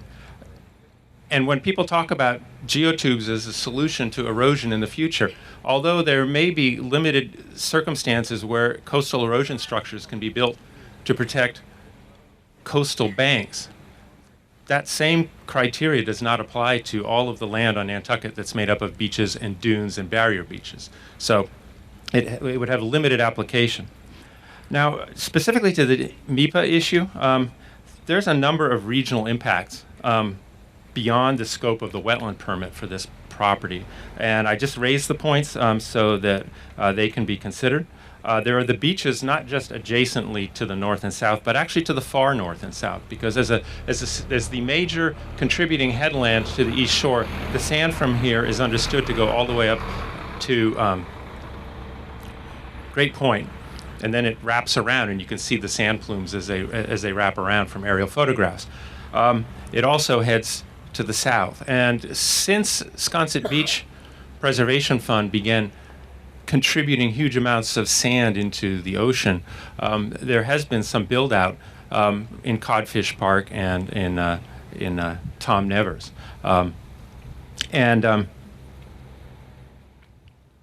If you head north, there is a U.S. Coast Guard Lighthouse, a navigational system. I don't know who owns the property, whether it's the Conservation Foundation or not, but the lighthouse is certainly an aid to navigation. That is to the north, and the sewer beds for Sconset, not the ones out in my comment, but the sewer beds are around in Tom Nevers, and they are under, I believe, a DEP consent order dictating how far they must be from the water's edge or the beach back, and that is just to the north. And both of those resources, infrastructure resources, are potentially impacted by this project in the event this project doesn't perform correctly or it isn't conditioned adequately, and I think those need to be addressed. In addition, just to the north here, after the headlands go down and it drops down to lowland and dunes, you have a wide beach which is a nesting area and habitat area for piping plovers and least terns. And that area has to be fenced off. The beach itself, right down into the water, is fenced off every year in order to protect that nesting area. And any diminution of sand to that beach will take away from that nesting area. So there's a potential impact to endangered birds. The infrastructure to the north, Codfish Park, again, if that sand erodes, then we're right back to the situation we were about 12 years ago, where the sand was actually lapping across the road. And there'd be significant problems trying to provide emergency access to people in Codfish Park. And then another environmental impact that's outside of the wetland permitting is the enormous number, the hundreds and hundreds of truckloads of sand that have been driven through Sconset and over the town, over the roadways, which include the state-funded and maintained roads on the island. And that traffic has contributed noise and pollution and probably impacted on the life of the roads. So those are all other state interests that are impacted by this project.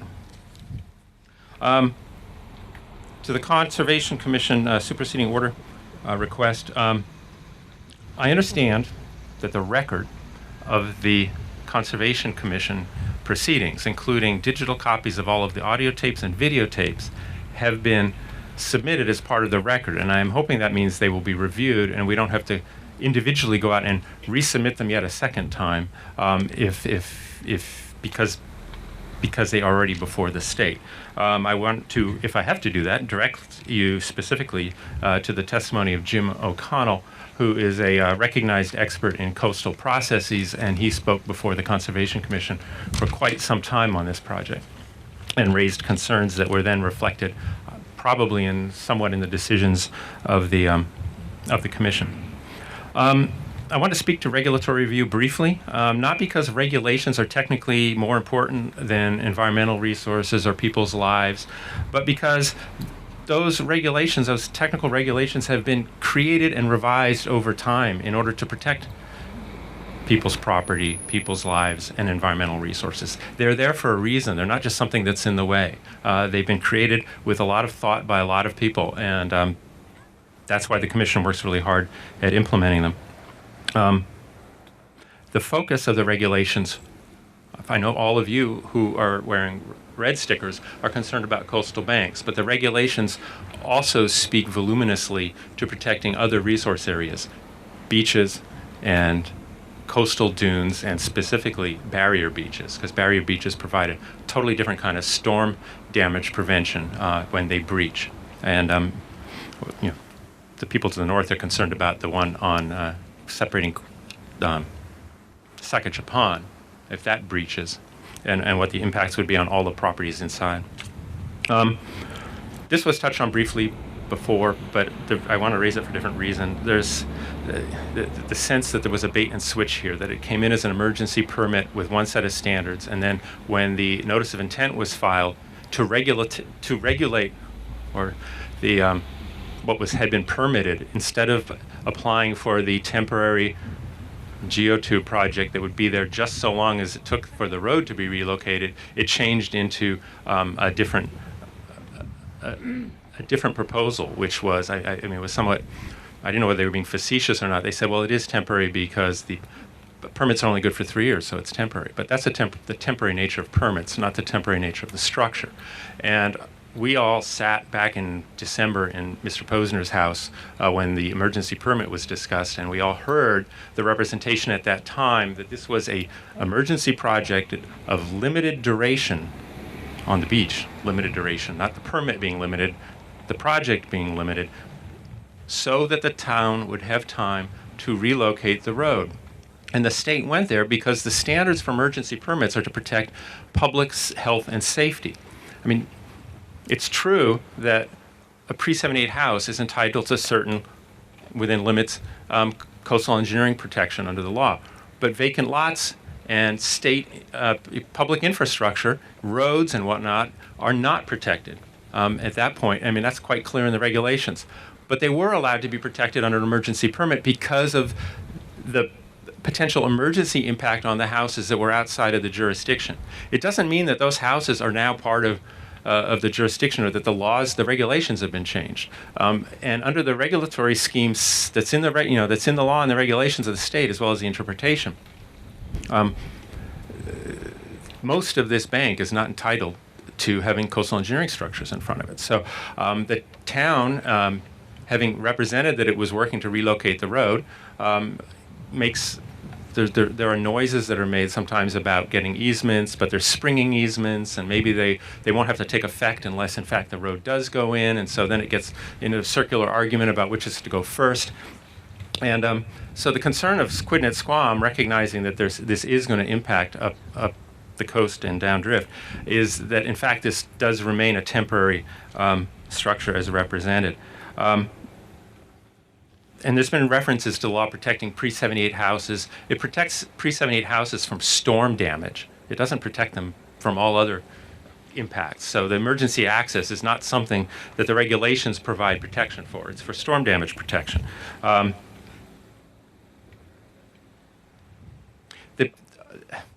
During the hearings, and there was multiple hearings that layered on top of each other because there's an outstanding application for a 4,000-foot rock revetment as well. There have been requests by Quidnet Squam as well as by the Conservation Commission, and we at Quidnet Squam never got the sense that despite the fact that they had collected data on transects, erosion data, there's been no modeling done. And so despite the fact that it's well understood that this contributes the sediment source north and south, and that the SBPF represents that putting sand on the beach will take care of the lack of sand contribution caused by the coastal engineering structure, there's been no modeling to show that that actually happens, other than to say, well, we expect it would cause erosion closer rather than farther. And in fact, we don't know that. The nourishment performance, rather than the amount, is part of the problem. It's been addressed earlier by other speakers with regards to the jute bags releasing sand during the storm event when it's most needed, not only to go into the system, but to actually cause the amelioration of the wave energy that's coming with the storm. Sand placement up on top of these structures provides nothing to the beach. And I was looking at pictures of seawalls in Massachusetts, and there's a bunch of seawalls up north near Boston where there's a seawall, no beach at all, just a couple rocks down below it, and then there's a roadway, and the seawalls there, obviously, they're historic, they've been there a while. But putting sand up on top of the geotubes in order to nourish the beach would be the same as putting sand up on top of the roadway in order to nourish the beach in front of the seawall beneath the roadway. It doesn't get there. It doesn't actually contribute. So just doing the addition and adding up the numbers and putting it down there isn't enough. The dynamics of sand contribution during a storm needs to be addressed. Future nourishment is a big concern, and I know you said how they pay for it isn't directly the concern of the DEP, but this is the mitigation that putting the coastal engineering structure causes harm. The mitigation is supposedly the solution to the harm. If the mitigation is make-believe or fanciful, in the sense of looking forward into the future, then it won't take care of the harm that's being caused. It would be like saying, if we're going to use a magic force field to keep the beach away, or keep the sand away, or keep the oceans away, and you say, what? There's no such thing. Show us how this is going to work. Well, Quidnet Squam Association wants to see how the beach nourishment into the future is going to work. Because it's nice to say it and say, well, it will be funded. But Sconset Beach Preservation Fund the corporation that's the applicant here has no assets in their corporate documents online. So it's not going to come out of SBPF per se. There's been talk about betterment districts, and so that the people here would fund it. But my research into betterment districts found no support for the idea that you can make long-term maintenance costs something that is incorporated into a betterment district. Only capital costs can be taken. So the idea of a betterment district solving this problem is a canard. And I do not believe that town meeting during the winter on Nantucket, when we're doing tax appropriations, you're going to find the taxpayers of Nantucket willing to appropriate the millions of dollars to purchase the sand and throw it in the ocean that would be required to protect this thing. So I think DEP needs to get a credible scheme or solution for long-term maintenance, not just saying, well, we're going to do it. And I know that there's a fund posted to remove the thing if it fails, but that opens a whole separate can of worms, and Quidnet Squam Association also has no faith in that and how that's going to function. Because if this project is nourished for 3 or 4 years, and then it stops being nourished, and then damage starts occurring to the beaches to the north, and Concom wants this thing removed, the permitting to remove it will be difficult also, and it will have to be applied for. We need to file a notice of intent in order to remove this coastal engineering structure, a lot of which is now covered by a bank that is slumped down onto it as it regained its natural angle of repose. And I don't see Sconset Beach Preservation Fund or the town of Nantucket being particularly willing to file such a notice of intent to do the work, much less find a way to appropriate the funds to do it. So it becomes a political battle. And political battles are great, and they're great fun for politicians, but it doesn't help the environmental concerns that DEP should be working at protecting to the north. I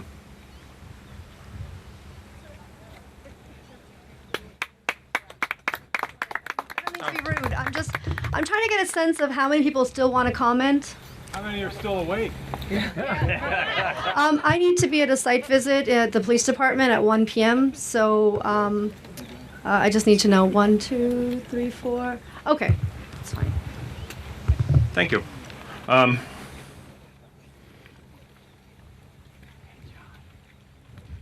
The jute bags have performed really well up on Hellman's property. They don't fail every time there's a storm. They work every time there's a storm. The sand is released. The sand goes into the system during the storm. It does all the things it's supposed to do to protect downdrift beaches. And it does need to be reassembled and rebuilt after the storm. That's how it's supposed to work. It's like bike helmets, how they crush in and then you throw it away after your bike accident. You don't use it again. It's like bumpers on the front of cars that crumple in and protect you from dying. Yes, you need to replace the front of the car. But the jute netting has worked. It functions well. With the addition of the nourishment that they've proposed for this project, it would work perhaps better. Mr. Weimar.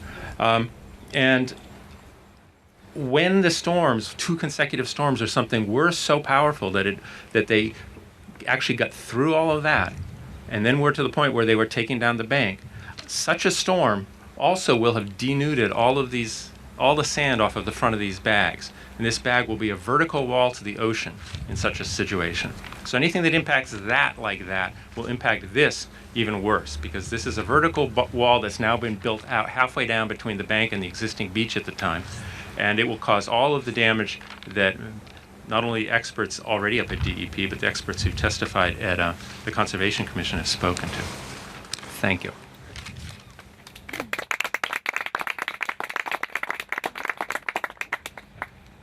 So my name is Gerard Ruddick. I'm at 6 Bayberry Lane, just down the road. I'm not really into the hypotheticals or the potentials. I guess my point that I would like to make is that the system is in place now. It's been in place for less than 8 months, and it's an opportunity to collect the data that this gentleman and others have so desperately asked to have, and the modeling that he wants to have. I think the time needs to be allowed to be able to develop that. And we talked about the storm in March. That was one storm. I have no idea of how that was relative to other storms. So to try to draw conclusions from one storm or from 8 months of an experience where we haven't had the opportunity to really see more of what this can do and test it, I think is short-sighted. I think the other thing to Doug Keppel's point earlier about analysis paralysis, we've seen it a bit here. We talk a lot about technicals. We don't then talk about the vegetation that's needed on the bluff that can certainly help stem the tide of erosion as well. That makes no sense for it not to be done. None. So we talk about the scary stories, but we don't do anything about the smart things that we could be doing right now to try to stop this right behind me from happening. So I guess I would just ask to give it more time and also to do the smart things that are obvious, staring us right in the face. Thank you.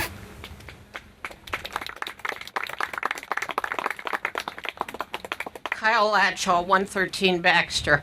I'm not a scientist nor a lawyer, so I'm not here to debate those points. My science is my eyes.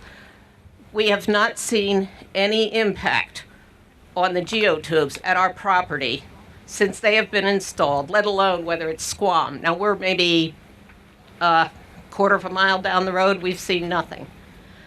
So that's one point. Also,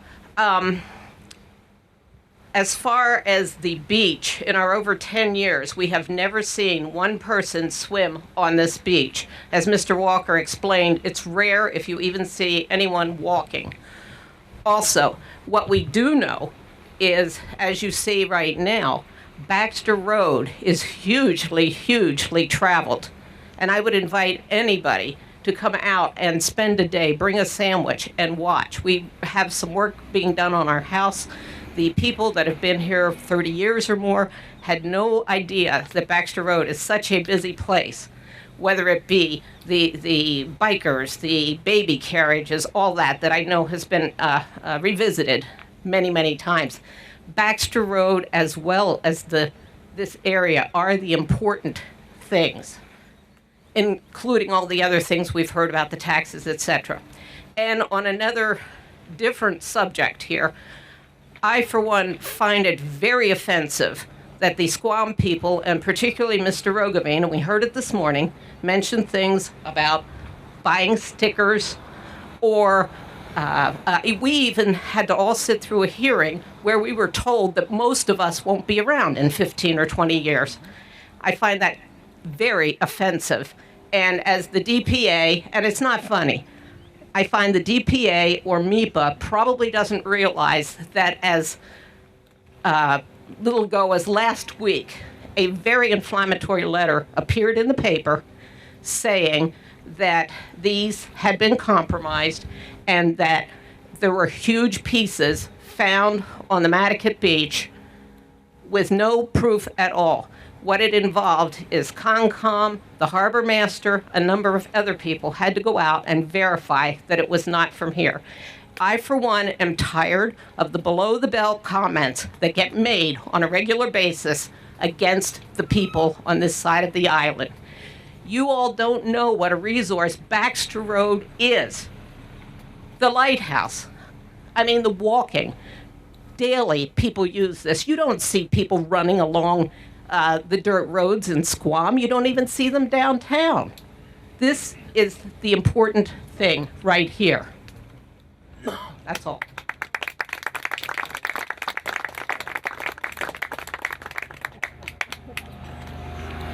Mary McAuliffe, 72 Baxter. I just have two things to say. One, Mr. Rogovine, I was at the Concom meeting, one of them, and you spoke for us, Quidnet and Squam, and you spoke again today, and I can't decide really where you are. Are you really against us or for us? Because you start out being against us, and then you say all these things we could do to make it better. So that's one thing. And number two, I have friends who live in Quidnet and Squam, and I would love for them to think that we were neighbors and friends and support us and try to help us. We're trying to save our homes. Thank you.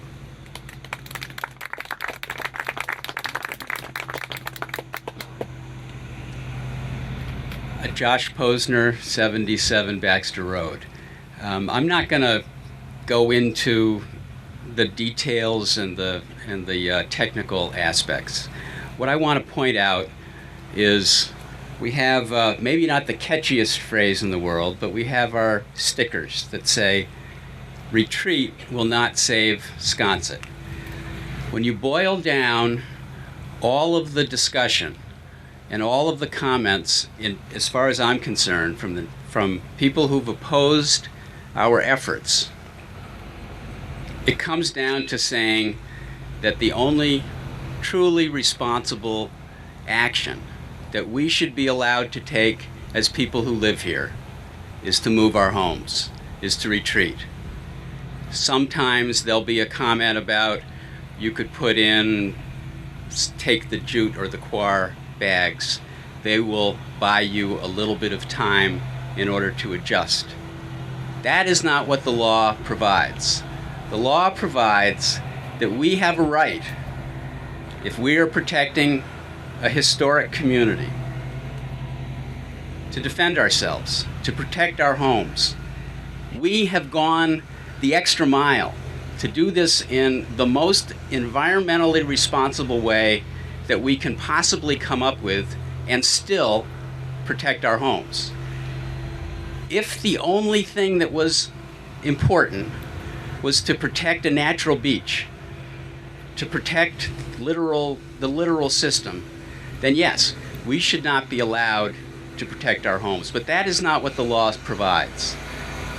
The law provides that we can protect our homes as long as we're doing it in a manner that is well designed and that is appropriate and fits in with the environmental criteria. We have gone the extra mile. We have gone way farther than that in order to try and accomplish that. It seems to me that I consider myself an environmentalist. I've been involved in supporting environmental causes for my entire life. This is not environmentalism versus people who don't care about the environment. We have done this in the responsible way, in the appropriate way, and in the legal way. And we should be, I think, held up as a standard for how to find the right balance. Thank you.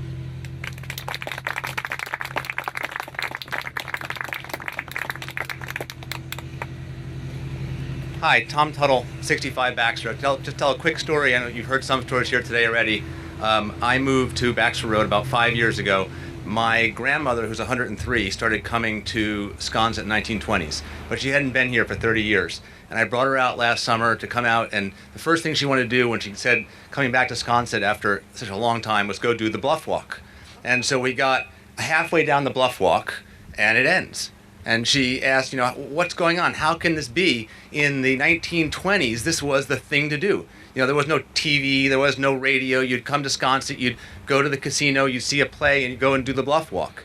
And she was shocked that the bluff walk was half as long as it was going to be, and she was scared that in not a whole lot longer there'd be no bluff walk left. And we haven't talked much about it. People worry about their homes, but the bluff walk's already half gone. This is irrecoverable, what has happened to it right now. And it's something that's been around for nigh on 100 plus years, and it's been a benefit to the community. It's something that people have done for a very long time, and it was horribly disturbing to her to find that we'd allowed it to disappear.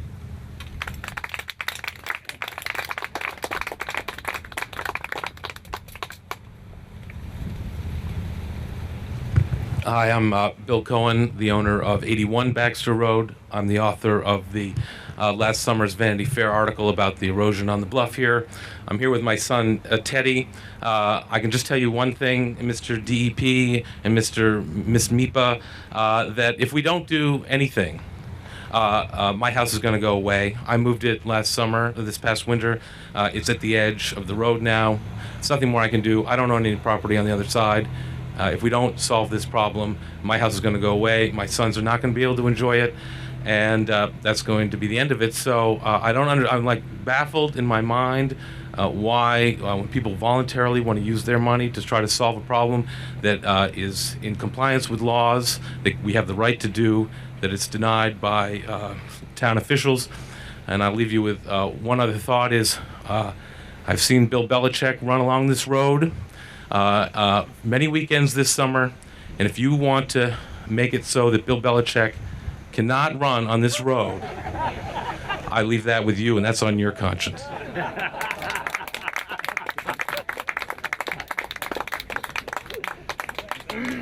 Thank you very much. And on that note, I think we should probably wrap up.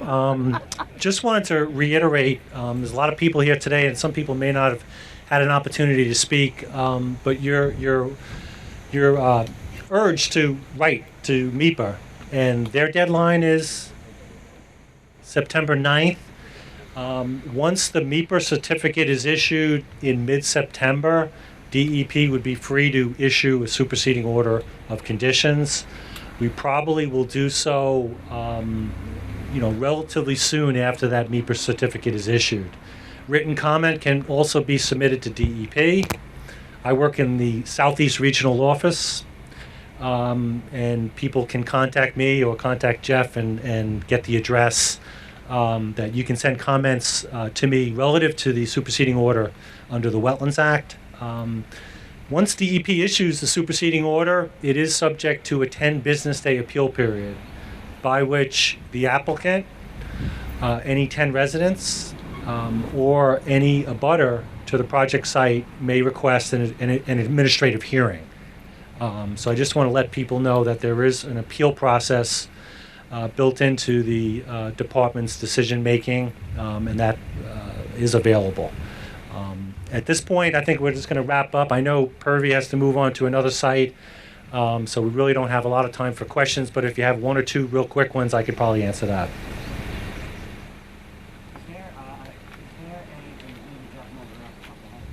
there an email address that we should be sending comments to? You can send comments to me by email. My email is jim.mahala, M-A-H-A-L-A, @state.ma.us.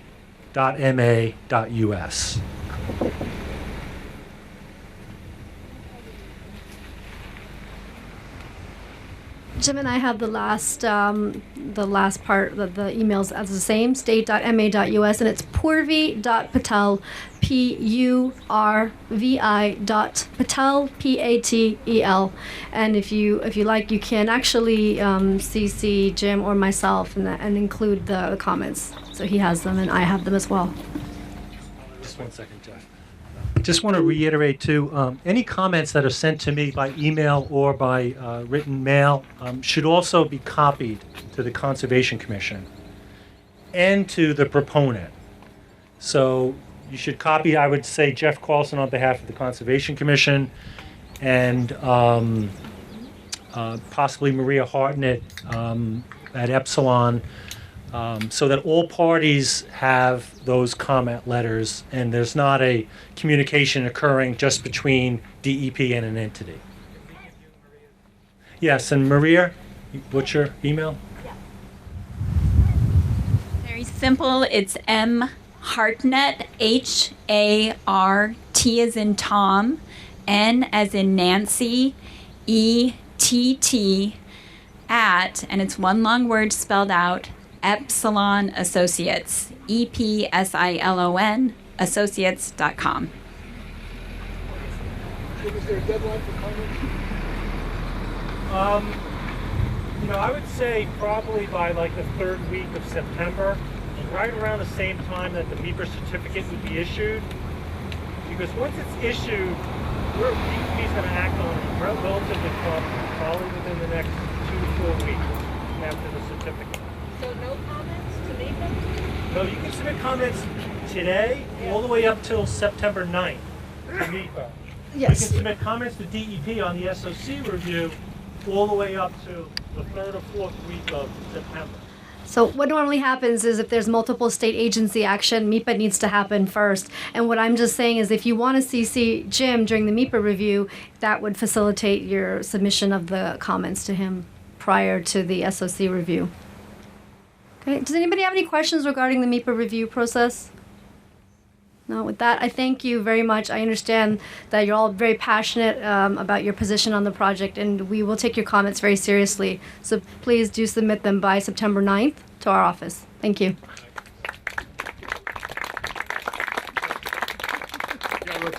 For my contact, and if you lose any of the contact information for Maria, Jim, or Purvey, you can find us at the Natural Resources Office down at 2 Bathing Beach Road. It's at the tennis courts in front of Jetties Beach. Our phone number there is 508-228-7230. Or you can always email me as well. It's a pretty easy one. It's just jcarlson, JCARLSON, at Nantucket, with the dash, ma.gov. So if you lose any of the other three, or you're just looking to get that in, you can come find me. Thank you. Hey, Dirk, it's Sconset Trust. Right. I think you're sitting here making on the Lighthouse. Great point.